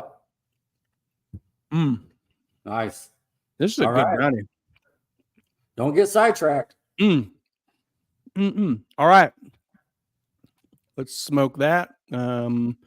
We need 4 people here. Let me get this. You guys ready for Al and Larry with Titans at 10-5? A little bit of Titans right here. Al and Larry. There's Larry Hunt. And there's Al Schoenwetter. What's up? Hey guys. How are you? You hear me all right? On? Got you good. We see you, hear you. I'll just start right in because it's killing me when you guys ask questions. Oh, do you have it? Let's go. Yes. That whole thing that you were just talking about is truly a double-edged sword. Now, with that being said, I'm curious to know what the majority would want. And here's why I say that. As the promoter, and if it's me or if it's Paul Hedden or whomever is in the lanes pairing up cars, we don't have any real way to know who's broke and who's not. So you just look around the group and you go, how many hands do I have? Because you're looking at how many chips you need to throw in the bucket, and you're looking at if you need to throw that buy chip in the bucket. Yep. So the guy comes up that has a broken car and he raises his hand that he's in. We don't have any idea. Or if he comes up and he says he's broke, well, then we know. But that's the hang up with that whole thing. And that's why you've got broken cars in the round sometimes, because they just come up and draw their chip. Right. They won. So part of me says, well, okay, you won. You should be in the bucket. The other half of me says, you're broke, so you should be in the bucket. But I also understand the guy who gets paired with the broken car. He gets a buy and he feels he deserves it. Yeah. I don't necessarily have a personal preference or an opinion for that matter, except that it does matter and it does change the race. And it also, in the case of Titans, changes points. So it needs to be decided. There's no doubt in my mind it has to be decided one way or the other. But trying to police it or try to keep track of it is the tricky part. Yeah. Well, and I felt sorry for the guy, trying to, hey, raise your hand, because he doesn't know. He don't know who's in, who's out. If it's me or Paul and we're throwing chips in the bucket, we don't have any idea. Yeah. Because it's not even like bracket racing. You get a run sheet, and you kind of know who's in. But the heads up stuff, or like what we're doing here, you can get a run sheet, but it has no way to tell you the guy's broke. Yeah. I'm not really telling stories here. It's kind of just the way it is. You just don't know. So, I don't know for sure how to tell you what the majority is or whatever. you know, I don't know if we need a poll on Titans or if you guys need to take a poll when we're not looking. I mean, I'd be curious to know, and I'm being dead serious about that. What the majority of the racers feel like, you know, we should do with that, because it's a legit question. Truly is. Way to go, Rodney. Yeah. Hey, so if you remember, that's 2 years ago. That exact scenario was played out at Bonne Terre that night. Well, and we've had that scenario more than that. Yeah. I mean, a lot of times you're in the tower or whatever, and you don't even see it yourself. But we've had that scenario more than once where the chip goes in the bucket for a guy that's got a broken car and he has no intention of coming up. But we don't know it, you know. And then, I mean, racers tend to talk amongst themselves, but they don't necessarily always talk to us, you know. Right. It's all to them. I don't blame them. It's all part of the game, you know. And anybody that doesn't think this is a game is only fooling themselves, right? Because it is a game, you know. And so, but it all changes. It all changes everything. So, interesting question, and I can already see that there's both sides on the racer's end, just in the 2 minutes that you talked about it there. Yeah. You know. So, I guess, you know, racers can jump on here while we're talking if they want to and throw it out there. But I can just about guarantee, like most questions, it'll be a 50-50 draw deal. And we won't know a thing except to make a rule and piss somebody off. You know, that's just how that goes. Yeah. Just how it played out, you know, in the past. I don't do a lot of chip draws. You know, we usually do the ladder thing. And so on the ladder side, you know, if you qualify and you're on the ladder, whatever number you are, as it rolls through, you know, you'll get a bye. Competition bye. Competition bye. Yeah. And another question, just talking through it real quick, one of the drivers actually asked, hey, can you get more than one bye a night? Well, in that particular scenario, if you're taking comp buys, yes, you can. Yeah. Raven can probably chime in. Didn't Devin go to the final at Bonne Terre on comp buys all night long? I believe so. Yes. And I think, you know, and that raises a good opinion with me too. And I'm of the opinion, you know, if you're still in, you know, I don't care if you've blown a head gasket. I don't care if you kick rods out of the motor. If you're still in, I think you should still draw a chip. Same. You know, I think that's just the way I look at it. And you know, if you're broke, you're broke. But you know, like Russell's made a good comment right there. If I'm broke, I'm coming to pull a chip. Might help a buddy get a bye. I agree 100%. I don't disagree with that. And Larry and I will make a ruling on that this week, and we will post it up. I can speak for both of us, I think, on that, Larry. But here's the kicker on that. With all that being said, if you are broke, then you have to be responsible to get your ass up there and pull your chip. Right. Because again, we don't know. We don't have any way to know. Yeah. You know, you've got to you got to get your ass in the chip draw then, or send a representative, or we have to know what you're doing. Mm-hmm. So that's only fair. I can't, you know, on the backside, I can't have a guy being mad that he missed the chip draw because he was broke. Don't be mad at us. Yeah. When you didn't have your representative there to draw your chip. Well, and with that being said, too, let's say you're broke, but you know you can fix in 30 minutes. But we're drawing chips, so let's go ahead and get somebody representing the draw. Send your guy down. You're going to be there in 10 or 15 more minutes. Sure. Yeah. And if you've got that scenario again, you're responsible to have somebody there. Mm-hmm. And if you draw the chip and you don't make that call, well, then lucky for your partner there too. You know. You know, you can't predict what happens on the track. I mean, if you got a chip draw and say Outlaw 10.5 comes up for a chip draw and just say we're running 550 index or whatever, somebody could kick oil out on the racetrack and there may be an hour of downtime. Yeah. So they may have a chance to fix that. So yeah, I think if you're broke, you still come to the chip draw. You put your chip in a bag and you get set ready to go. And if you can't make it, you just don't pull the car up once we make the call to the lanes. I'm pretty firm on that. Well, and I'd have to agree with that, to be honest with you. We can just Larry stated how he feels, and I can go either way, but I don't disagree with him. Larry and I, you know, people don't realize Larry's he's be my son and he can be my brother and he can be my friend and he's really all three. I'm a little older than he is, but and we can even have a fight.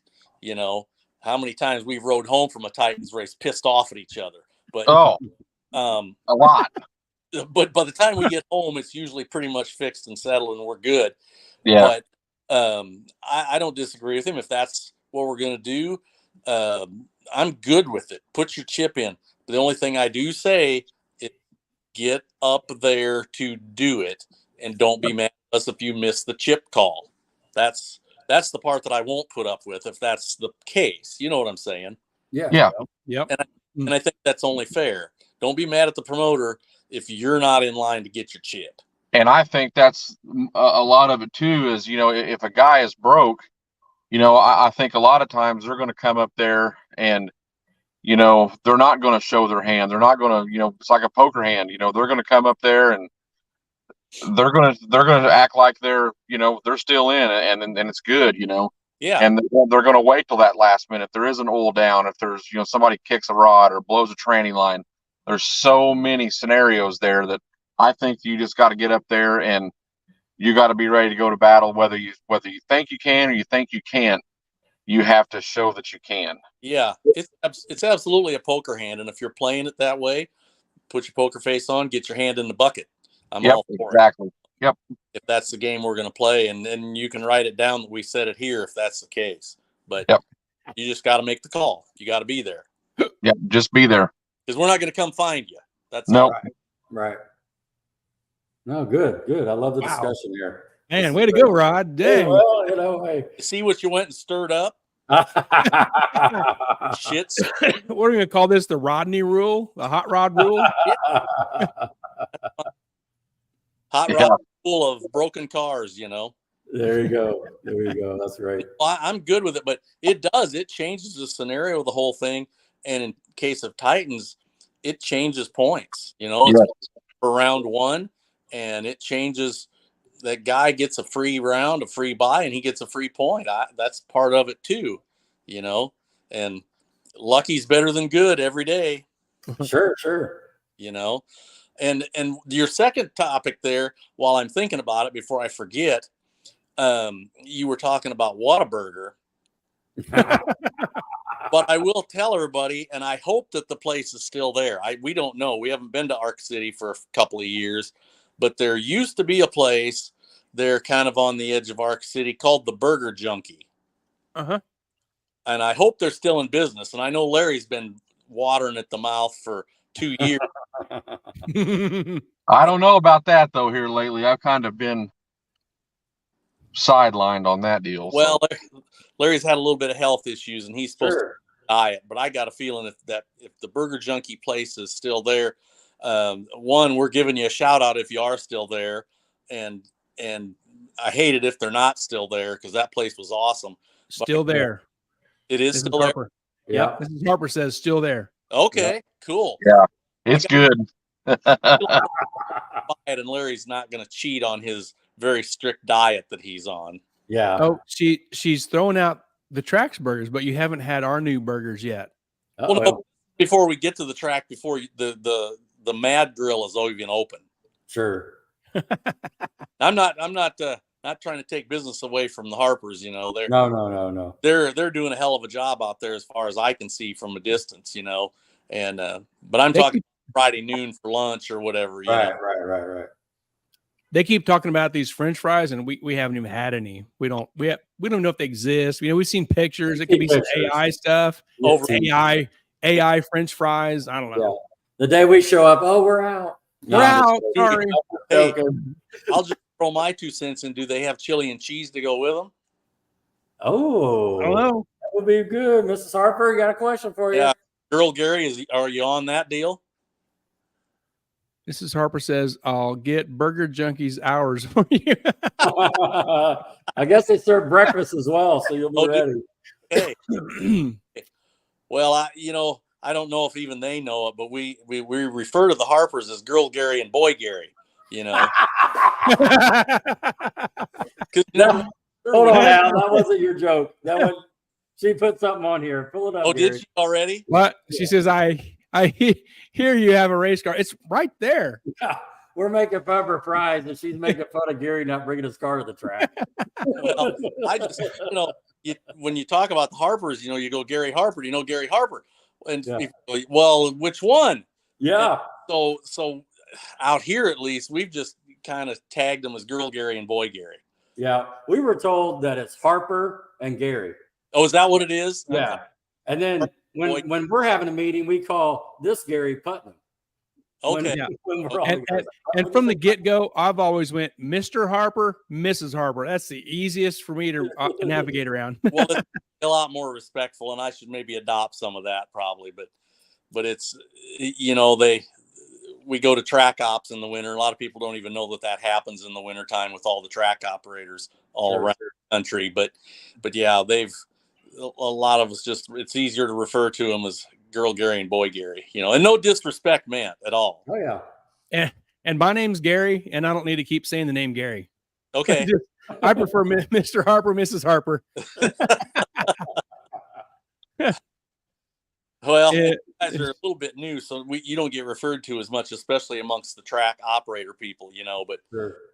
I'd have to say at this point that you guys are doing a pretty dang bang up job of making yourselves known too, in your podcast here. I think it sounds to me like it's gaining traction as well. Yeah, doing pretty good.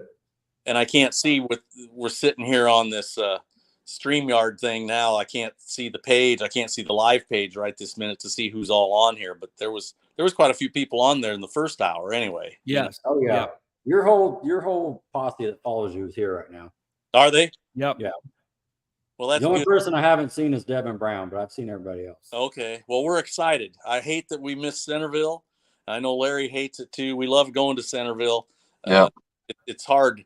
It's hard not to have a good time down there, and it's hard not to like the styles, and their family way of doing business. It's a great place, and I hate that it was a wet weekend, but I didn't have to feel so bad when Extreme canceled in Texas and Prescott canceled and Newport canceled, and I don't remember who all else. I mean, drag racing just went down in a burning pile of shit that whole weekend everywhere. Yep.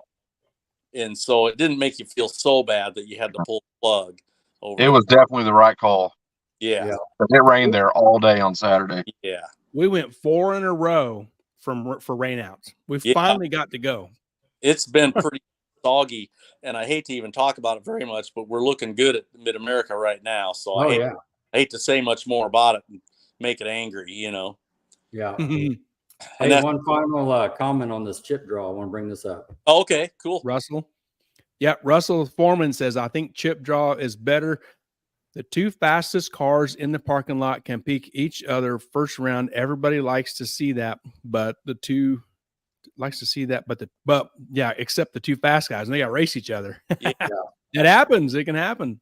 Well, and we've discussed that from day one as well, and I just always, I ran Ozark for a long time as the track manager, and just doing ladders it's just a pain, and then people drop off and they don't tell you in time that they drop off, and it's a whole mess.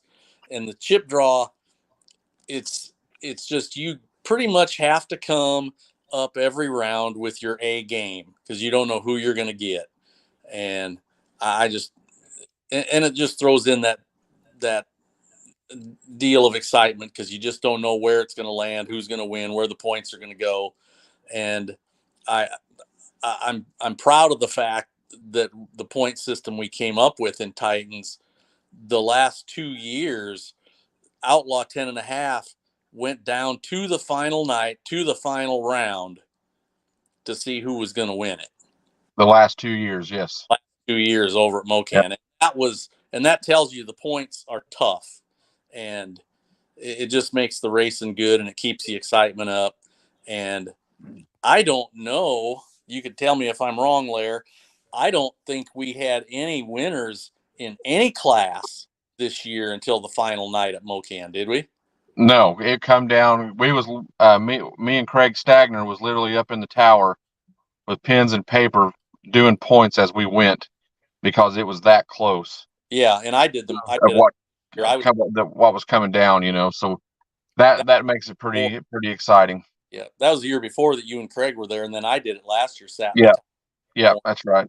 And Kind of lost track of time there, but it was down to the final race for all 8 classes. I'm pretty sure we had champions till the final race. So just thinking through it, I don't know all the players here. I've been to a few of your races, but I don't know all the players in each class. Would you say that out of those classes you're talking about, were they the top dogs in those classes? Were they the fastest? I wrote it down. It's on David Gott over at D&J has a big banner every year that we carry around. And at least the Outlaw 10.5 guys, as an example, because I wrote the names all on that banner that day before we started. And there was literally 5 cars that had a mathematical chance. Yeah. At the start of the day at Mocan. Okay. Well, now all the classes weren't quite that tight. But there was 5 of them that had a mathematical chance going into the last race. Yeah. So I'm just going back and forth playing devil's advocate here. And with the qualifying, if you're up the top half, you sometimes you get an advantage or two because you're the faster qualifier. You might get first round bye. You might, someone you're racing 16, and that sort of thing. And I'm sure that's why NHRA is staying with that style of format, I'm assuming. Well, and of course the guys that are the fastest, they like that format because number one man gets a bye first round if it's an odd number, and I can't fault them for that advantage. And you can't fault in NHRA's case, it's a 16 car field. The top half, runs the bottom half. Well, one runs 16. You can't help that number one guy for feeling like he's got a round he can coast just ever so slightly, because he knows his opponent's been running for the weekend. Yeah. So you can't blame him for liking that. And I don't know. Well, to your point there too, because we just do this with you guys, and then the streetcar, we don't do a lot of no time. So it was different for us because when usually I know how you got a sheet, how fast they right.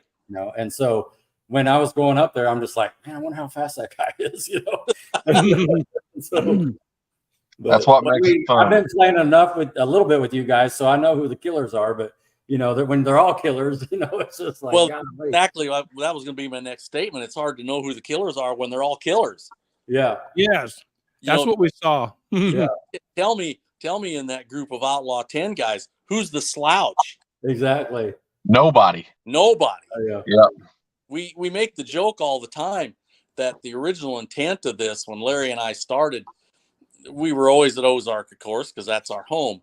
And people all the time would say to us, man, I wish we had OG shootout style racing like we used to back in the day. Man, that was good racing and it was fun, and so that was the prerequisite for starting this.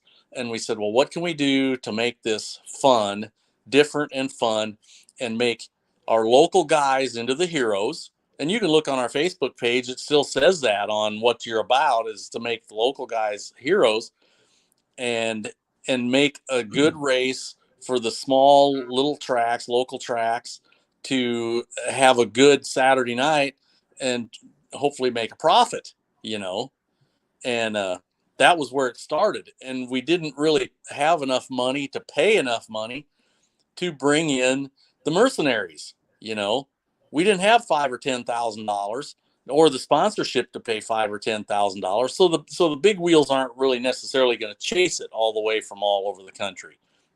That was the original intent in year one. Mm-hmm.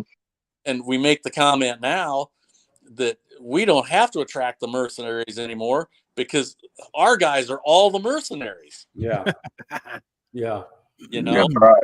And so that it's just the whole scenario has changed. We don't have to have the outside guys because these guys just try to slice each other's throats. It is. Sure. It's fun to watch them. Let's bring it to this weekend then. So May 17th, 18th, be at Mad, right? Yep. And this will be the first event. So the points start this weekend, right? Yes. Weekend, Okay. and it's everybody's at 0 as of right now. Everybody's in points. You don't have to buy in it or anything. You're just automatically in it, and it's a point for showing up, a point per round win, and 3 points at the end of the year for making all the races. Starting this one. Starting with this one. Because, nobody has anything for Centerville. Right. Because we didn't even go down there. It'd be a little if we went down there and people followed us down there and it was a rain out. But so it's going to be a 5-race shootout then. They're not going to add race series. Okay. Cool. Yep, sounds good. Unless it rains again, which hopefully it doesn't. Sure. But you just Rodney, what class are you going to race? Are you ready? Well, me and Gary have been talking about this for a minute. We saw you at PRI. We were talking about limited. Yeah.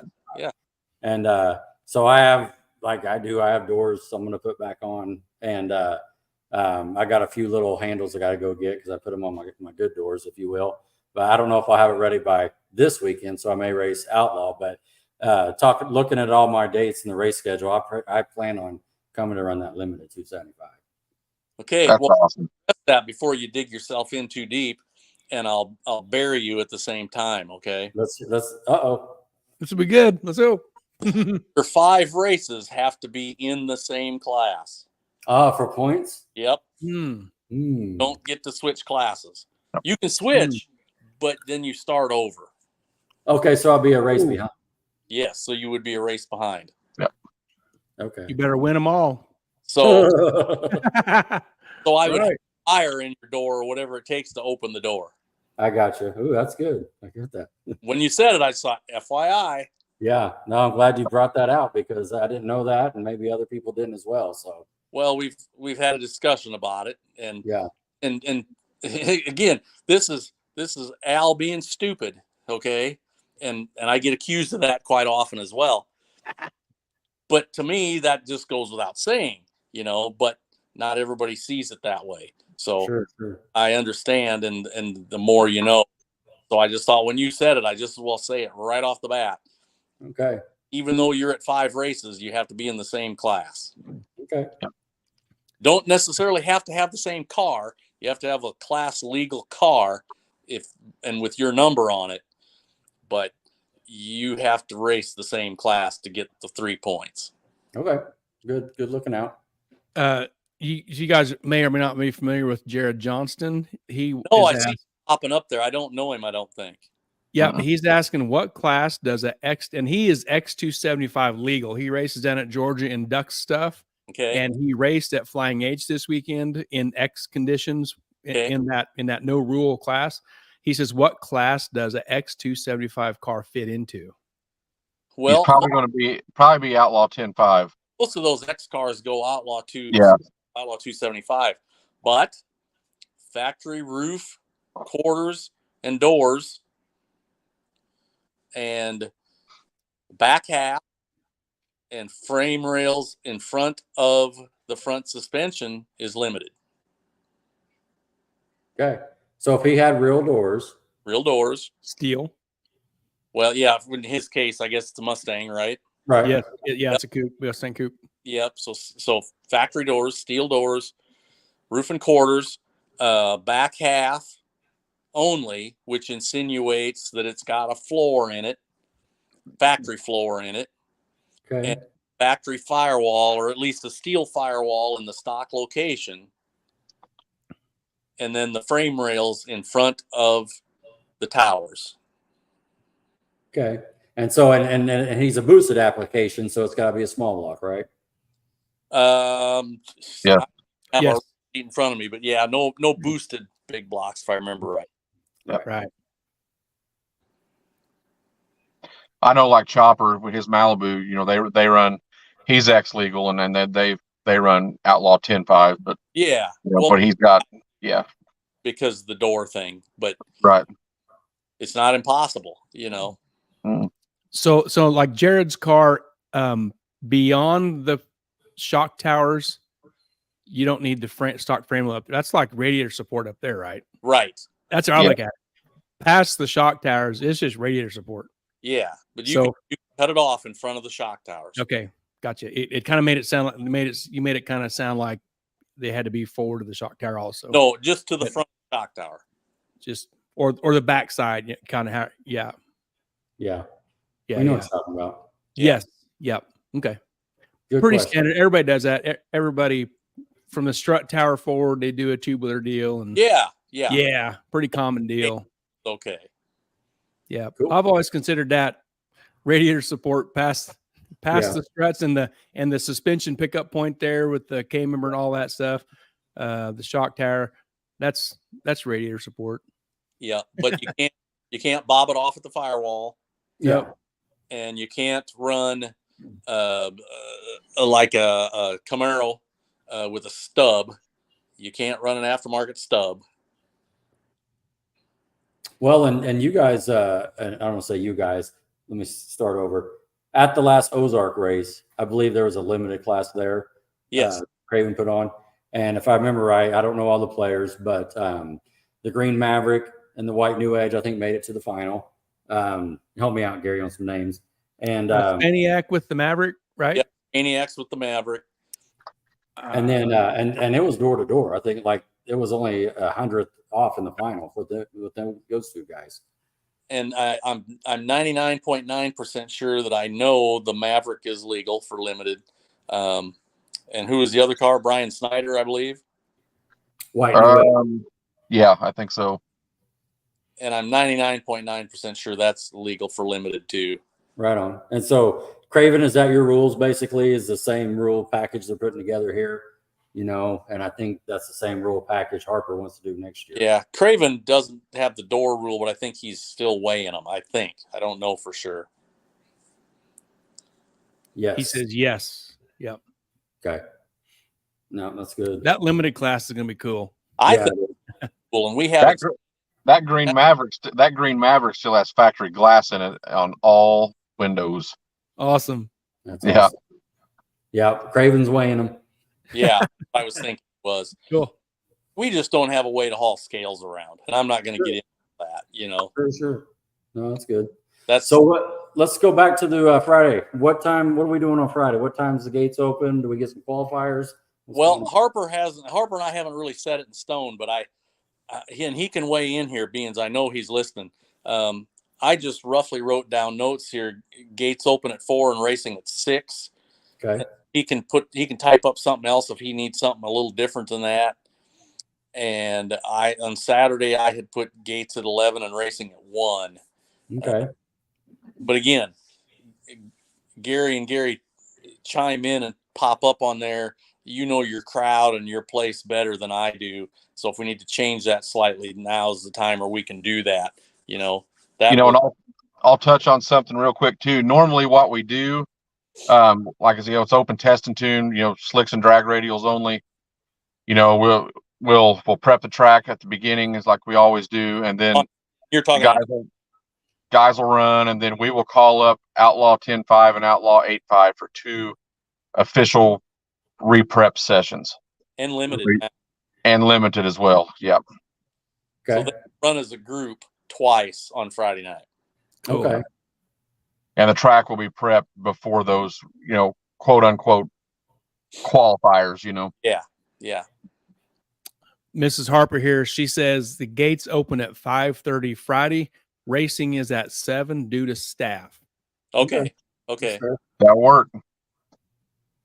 I'll No change curfew there either. We run a curfew. my notes. I was spitballing. No, that's all good, Al. You're good. Yeah. So, Is she typing up Saturday or saying anything? I bet she is. It's probably coming, I bet. So we got Outlaw 10.5. We got Limited 275. We got Outlaw 8.5. So that's heads up there. We got a no tree, no box. Pro Tree no box. Yep. We got a 650 index. Yep. 580 index. Yep. We got some Show Me Outlaw Pro Street motorcycles. Yep. Pro Tree bikes. And then the juniors. Pro Tree juniors. Right on. So basically, if you have an automobile that runs, you could probably go race. Pretty much. It'll fit Yeah. somewhere. Yeah. You can fit in there somewhere for sure. No, that sounds good. That sounds good.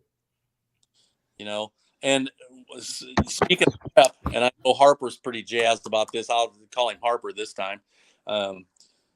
There's a $3.99 bounty out there, and I know we've talked about it a little bit, but $500 to the $3.99 and $500 to the track. Woo. The track prep crew. Yeah, to the when it That's happens. so cool. Yeah. I mean, I want the Titans series to see the first $3.99 pass this year. Yeah. That is my goal. I want to see a $3.99 this year, and like I say, 500 goes to the racer, 500 goes to the track prep crew from Titans. And We're Harper's that serious about it. hungry. Yeah. Yeah, he wants it. He wants it pretty bad. Yeah, he wants the brand. Absolutely. He wants it. Not to scare anybody else, but I saw Killer Craven running 4 O's this weekend. Oh, okay. There we go. I'm pretty sure he did, didn't he? I didn't see a time slip, but that's kind of what the is. The rumor in the pits. Yeah. Is Yeah. double We O, can't confirm nor deny, you know. 4 Right point. on. Or am I telling something I shouldn't be telling? I don't know. I don't know. Is I think Street I'll Car- agree. I got a feeling everybody's coming with guns blazing this weekend. is You know, Street Car Takeover a no-time race? Yes. It is, yes, it was. Sorry, buddy. I didn't know that. Hey, Yeah. but nice everybody, going, Al. Sorry. hey, everybody knows here we count by Mississippi's at a no-time Right. race. So we're calibrated to the Mississippi. Yeah, we had side. 4 O's as well. You know, just, We're we were at the end with the stopwatch. We had our iPhone. So, Sorry, yeah. Chris, I didn't mean to screw that up. calibrated. Way to go, Al. I'm Mrs. a Harper. bracket guy, you know. Mrs. Harper says Saturday we open the gates at 10 a.m. Time trials can be at 1 unless Al, Larry, and Mr. Harper want it different before I finalize the post tomorrow. Okay. Okay. So y'all need to powwow. Powwow on that. And I got a question for Larry and Al and the Harpers. Larry and Al, you asked earlier in the week if we think the track could support a super pro class. Is that right? Is that what you asked? We did. We talked about it a little bit, but Lair's health has been kind of in question, and so he's laying a little bit low, and I need to be in St. Louis on Sunday morning for my granddaughter's graduation, so we probably are not going to do it just because of the logistics. And Okay. Time. when I roll out of there Saturday night, I'm going to have to be on fire, and Larry's supposed to stay out of his car. I don't know how long that's going to last for him. For a month. But It's almost like he's counting. well, Yeah. not to give Larry's deal away, but he was darn close. He had a wake-up call health-wise, and thank God he's here. Yes. Yep. And we're glad he's okay, and he's going to be fine. But he pushed the envelope a little harder than he should have. Hey, Yep. Larry, is it all right if we pause and talk about that, Gary? Sure. I think we got something just to give you some love. Yep. Yeah. Oh, let me. I think I can do this. Phew. I don't know if I'd have it in the right place, but yeah, this is a post you made, and you just you talked about what you went through there. You said, I'm a lucky guy. Yesterday, I went to a cardiologist for a routine angiogram, a 2-hour procedure turned into a 12-hour ordeal. They discovered I had 2 arteries in my heart, plugged 95% in each one, 2 balloons, and 2 stents later, I'm sitting at Springfield Raceway with Don Irwin and Mike McDaniel. Good family, friends, and race cars. Life sure is good. Thank you, Jesus. Amen. Yes. Man, that sounds like a lot. Yeah.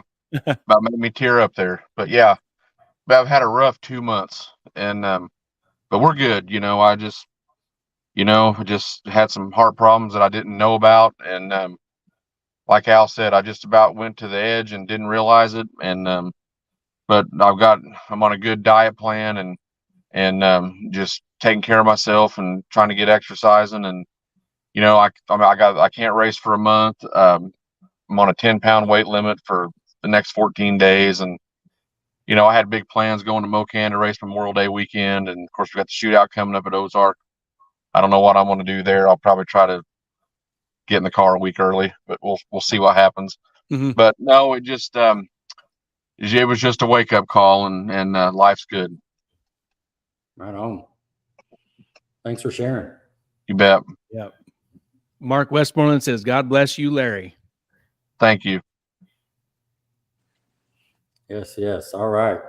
Good. So any other thoughts here? Alan, Larry, just want to talk about this weekend? Well, the Super Pro Gamblers was just a way that Larry and I could drag our junk out and race a little bit too. And, but it's just the way things work out. It was not going to work for him. And I would have made it happen if he could have possibly, but I'm going to have a pretty hard run across this couple states there too, to be in St. Louis on Sunday for that graduation, which I'm not going to miss. So, oh yeah, family first. So that's why we just won't do it this time around. It's one of those things that we kind of keep on the back burner. We'd like to do at some point, but Sure. not the end of the world, you know. At the end of the day, we love putting on these Titans races, but you know, me and Al are diehard bracket guys.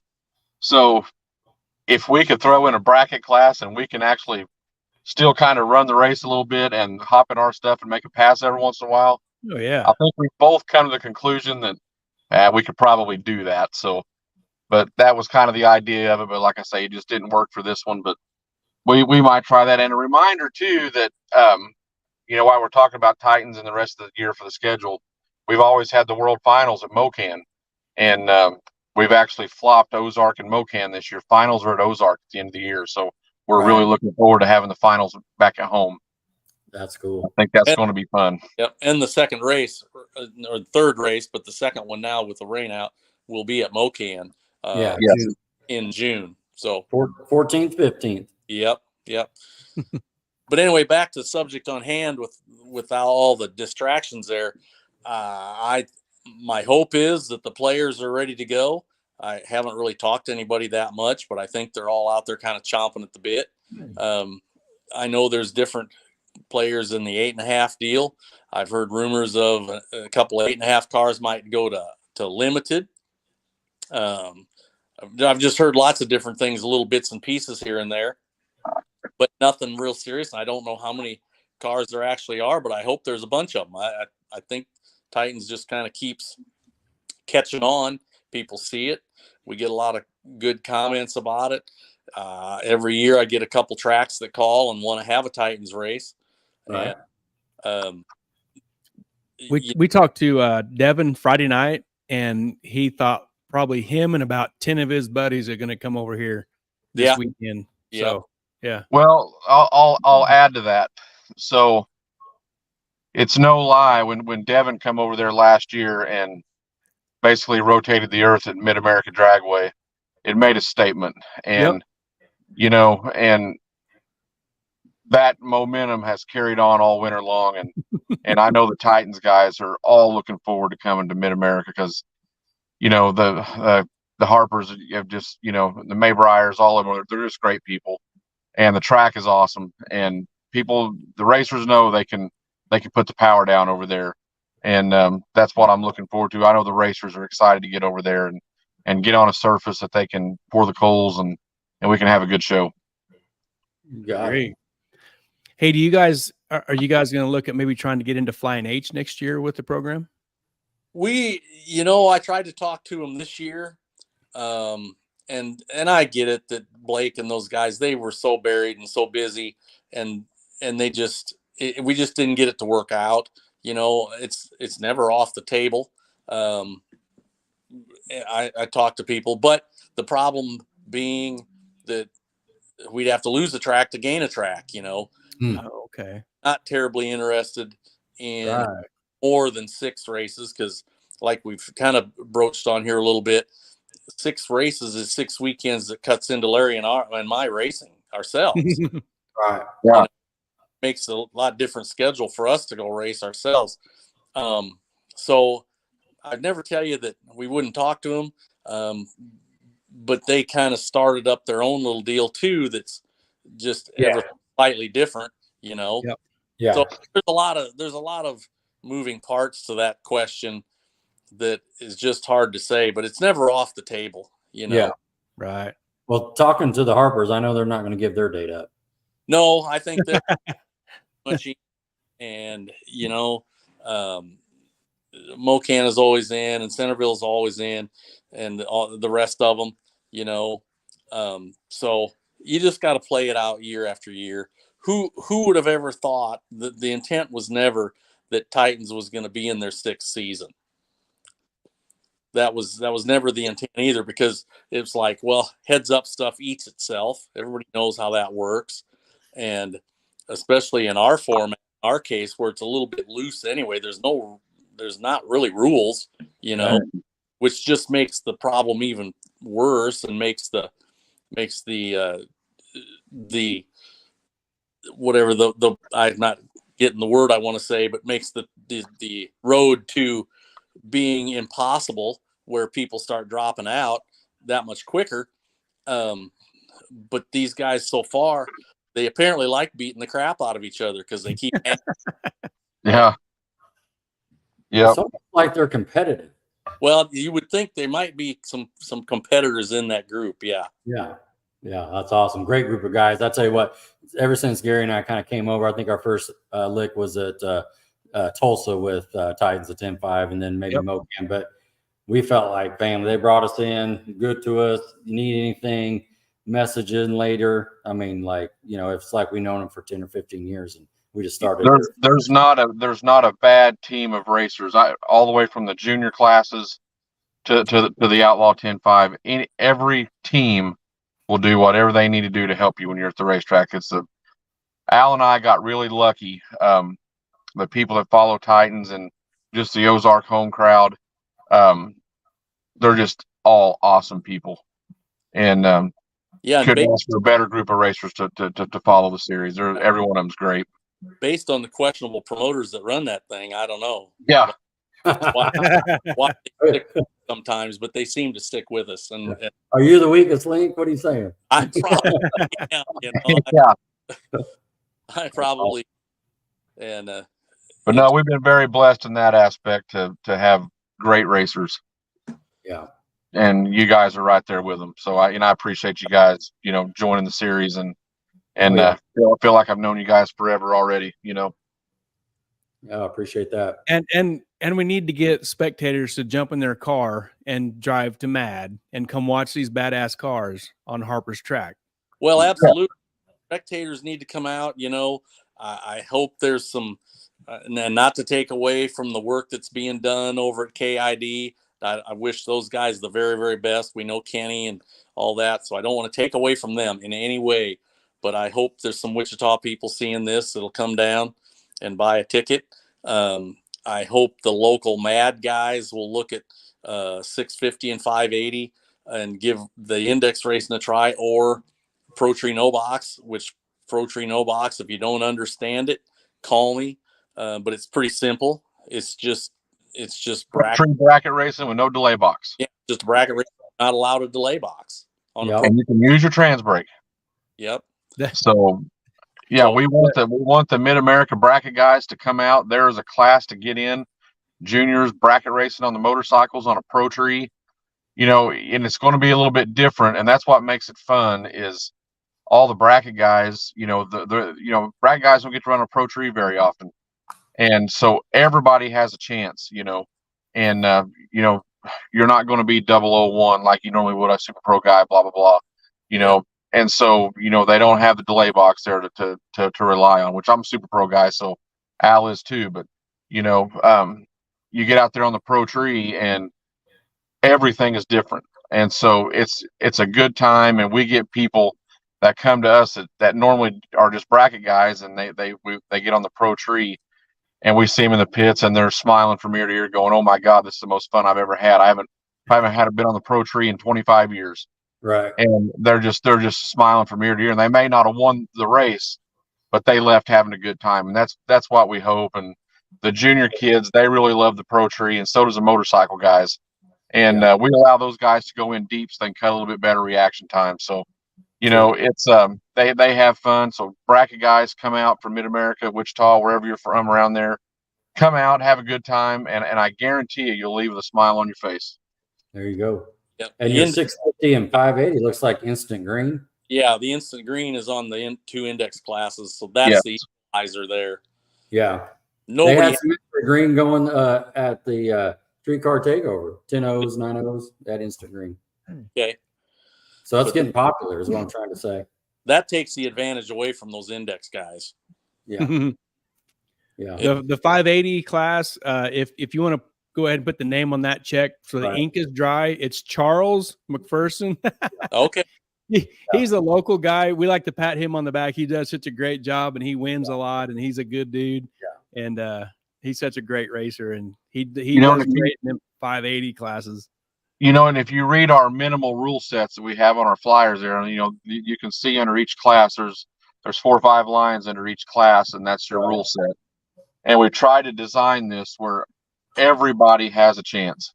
Yeah. And whether you're a seasoned 30-year bracket racer or heads-up guy, you know, it doesn't matter. We've tried to put little quirks in there, whether it's an instant green or, you know, pro tree. It gives everybody an equal chance to come out and go rounds. There you go. There you go. That was the whole intent around that. And people say, oh, they're kind of, you know, quirky rules. But then once they get to it and they realize, you know, hey, we're all in the same field here, then it gives everybody a chance to go rounds and have a good day of racing. There you go. Well, and I think too this weekend, if you're a spectator, you can actually do a ride along. That's like $200 for a 2-seater. Go 450. Yeah. Or you could 3-seater, it's $125. Go 550s. I mean, who wouldn't want to do that? You know what I mean? Just come in and go on the track. And the new door car. Yeah. Yes. There's the 2 dragsters and the new door car. Yeah.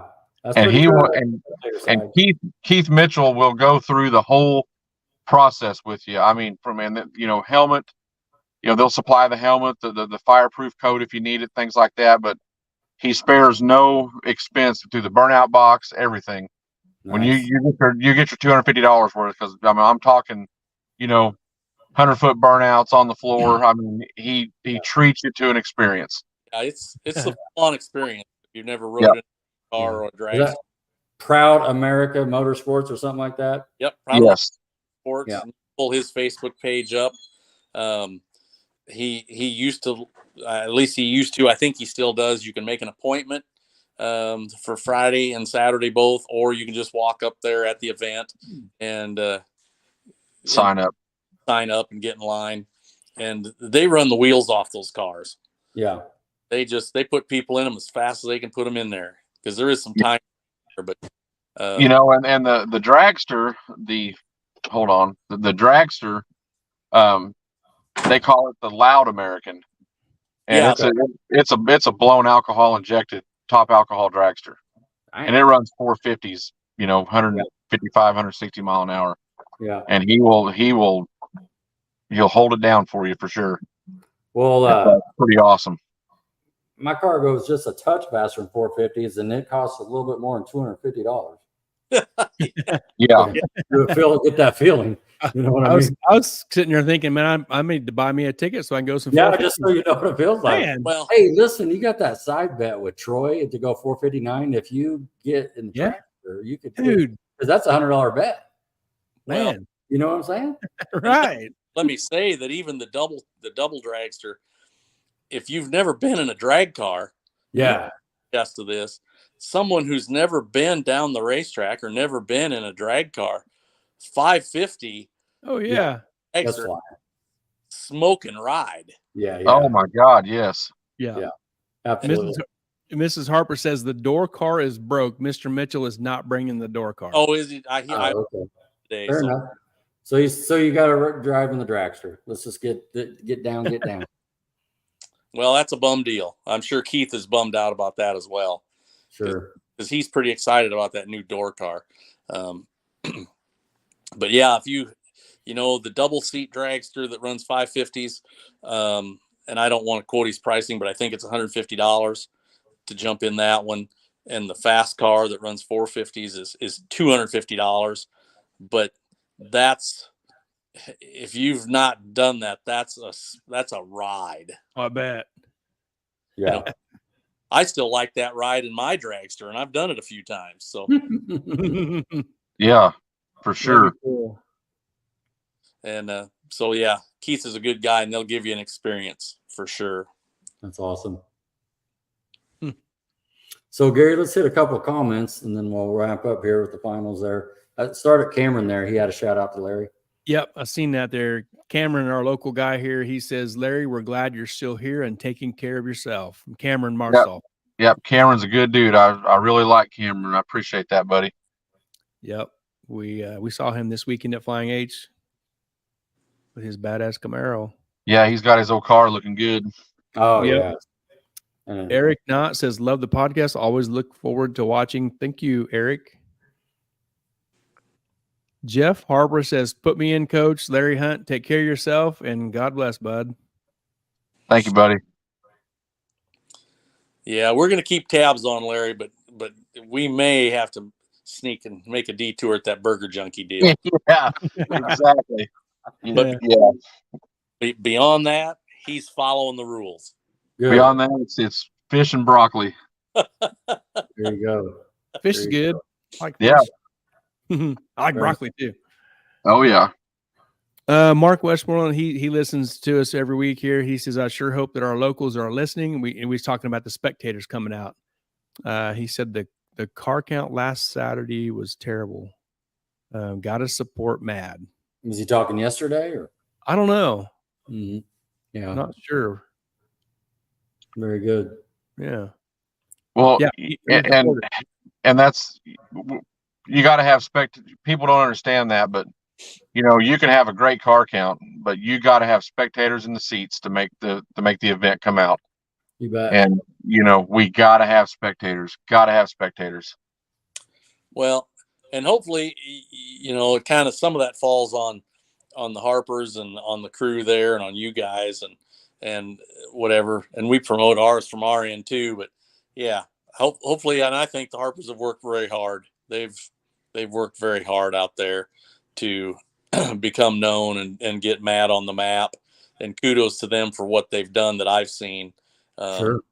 And Chris Maybrier and his family did a great job too. They just were somewhat time restricted with Right. their business. You know, Harry Street Carpet is no small operation. And so it just makes it tough to run a racetrack too.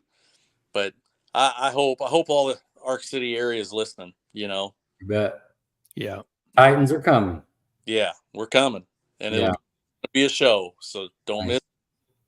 I always tell people, you know, if you ever wanted to experience a drag strip that's different, you know, you got to experience Mad, because I mean, where else are you going to go get on a World War II, you know, airport strip and a base there, you know. And I always tell people, they say, where's it at? I said, well, all you got to do is pull up Google Earth, and I said, you just start getting around Arc City, Kansas, and I said, long before the screen comes into focus, you already see the triangle in the image, you know. And I said, it's just the way it's laid out is awesome. And I said, for anything else, you got to go there to experience the airport runway that you're drag racing on, and the windmills that you're getting ready to run into at the end, you know. So those are turbos. We call them turbos. Yeah. Yeah. Yeah. Those are turbos. I always tell this story before we leave. The first year we went to Mid America years ago, or 2 years ago, for Titans the first time, and we got out, and it was, I mean, the wind was just insane over there. And we get out, and Jason Brown and Devin Brown get out of their hauler, and we're standing there, and the wind's blowing so hard. I mean, it's just about to blow you away. And Jason looks around and sees all the windmills. He goes, did somebody not tell these guys to turn their fans off this morning? Turn them off. Turn them off. And I'll never forget that. And we laughed about that for 20 minutes. You know, you can always count on Jason Brown to have a good joke, you know. Oh, Yep. my goodness. They're good people. Great people. And I always think that's every time I go over there, I think, you know, that they're going to have the fans off this morning, you know. That's awesome. Mrs. Harper says we have had radio ads for the last 6 events. There's over 2,000 free tickets floating around with marketing partners, as well as Facebook ads and hopefully racers promoting where they will be racing. Nice. Awesome. That's very important too. Yeah. Good Tell stuff. everybody where you're going. Heck yeah. Yeah. And then speaking of that, Pick up you ours. guys have your Share it too. All of it. Just share away. Hey, quick thing, real quick. You know, we got a lot of followers on the Titans page. If the Titans racers are listening to this, hey, throw up your car. You're coming this weekend, and we can start a big post on there. You know, who's bringing what are you bringing type deal. Let people see what's coming that way. right on. Good idea. And that's just FacebookTitans.com or Titans of 10.5 or Titans of 10.5 on Facebook. okay. Sounds good. Titans of 10.5. Mrs. Harper says, thank you for caring. Oh yeah. Yes. Good shout out. Yep. You betcha. Well, we appreciate you guys coming on and talking with us for here a little bit. I think we've been talking here for just kind of the upcoming events and that sort of thing. Any last thoughts or comments before we wrap it up? No, we just appreciate what you guys are doing. It's Yep. I don't know that you have any numbers of what difference it makes, but it makes a difference, you know. Yeah. And appreciate you guys out there talking and whatever, and looking forward to seeing you out there. Yeah. You know, fix those doors. Fix those doors and come have a burger with us. Right. You got that right. Yeah. Well, you know, just talking through some numbers, we usually get 40 to 50 like on the live. We come back, there's 2,000 people that have viewed it. Talking to Gary, just as a little thing, 5 people came up to me that I don't even know in Kansas City and said, "Man, I like your show." Oh, okay, cool. Yeah. Just Well, walking out, you know. Yeah. So I thought that was good. oh yeah, absolutely. People are finding it. They're seeing it. Yeah. Yep. For sure. And I appreciate you guys too. I enjoy the podcast and I try to watch most all the time. So I appreciate it. We appreciate you. Absolutely. Yep. All right. We will see you Friday. Sounds good, guys. Friday night. Looking forward to it, guys. Take care. All right. right. Thank you guys. Be good. We'll see you in a few days. You bet. Thank you. Yeah. Bye-bye. See you, Al. See you, Larry. Great guys. Great guys. Man, that was fun. Yeah. Very good, Gary. We got. Did we have anything else on that on your slides or? No. Well, only if Tanner's still watching. He might be in bed. Blue ball, he probably went to bed. It's 9:20. Mark says, Larry, the burger place may have healthy wraps that you can order. Oh, that's good info. Yeah. Good to know. Check out that burger place. Yep. Tanner, are you in bed yet? I'm sure he is. I don't see him. He watching. probably is. I don't know. Yeah. All right. You know, all right. he's a young guy. They're not built like they used to be, you know. He's probably got to get up at 5 in the morning or something to go to work.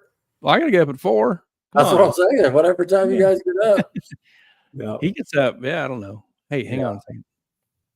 Yeah. Brian says, are you fellas, you know, I was way more tired Friday night than I was last night or tonight. Yeah. But I did. I'm on fumes. I have to admit.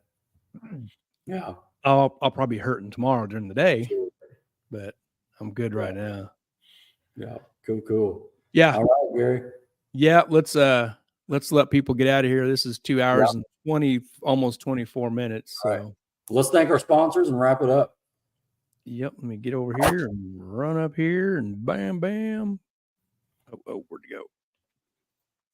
Let's thank Mid America Dragway, Ultra Color Collision Repair, Sandlin Iron and Metal Auto Salvage, and Harry Street Carpet for being awesome sponsors in 2024. Couldn't do it without you. Thank you for being awesome. Yeah. A couple comments dumped in here. Great weekend wrap up. Great going. Looking forward to the Titans next weekend. We're on a 3 or 4 weekend run here. You know what I mean? Well, it's going to be busy. Yeah. We'll rest in June and July, maybe. Hey, and Sunday next week is going to be Titans talk from the race. Yeah. And Sunday will be Chris's deal. So we'll have some information from that. Hopefully that's a great turnout too. So right. Sunday for No Prep Kings. Oh man. Yeah. We got a surprise guest, and we're not going to say who. We'll see if it plays out. They're busy, so and it has to do with MPK. So we'll see. Yep, we'll see if all the time and logistics work out. All right. Mark says, "Great show tonight, guys." Thanks, Mark. You're always hanging in there supporting us. So thanks for watching, Mark. Yeah, appreciate that. Heck yeah. Mark says, "Weather is looking good for Friday and Saturday." Awesome. Finally. Because it's going to be 190 degrees before too long. Oh, yeah. It's going to go 70, 90. Yeah. Everyone, nothing like to do with that. Ramp. It's like a boost ramp. Yep. I'm out. I'm hiding in the garage. I'm out. Yeah. Cool. All right. Everybody's probably had enough of this, so let's dump it and go to bed. All right, wrap it. Give me some right here. Oh, I gotta find this. Get ready. I gotta find the smacker here. Dun, dun, dun, dun, Keep dun. me hanging. Ready? Yep. Pow. Right on, brother. Oh, there's the other one. Gotta shut it off. He slapped me. Ow, golly. Bam. Oh my goodness. All right, everybody. All right, good night. Thanks for watching. It's so cool. We had Nate, Bell, Craven, Moore, all these hitters we hung out with this weekend. Awesome. So cool. Crave and Jared, Nate, Travis, Tim Webb. Yep. So it was fun. Going. List of legends. That's right. And Hot Rod Dow. Woo. All right, everybody. We're going to come back next Sunday with some more stuff. We'll be coming with info from Mad and the Titans race. So nothing but a good time. Hope we see everybody Sunday night. All right. Rod, good night. All right. Thank you. It was fun. Good night, everybody.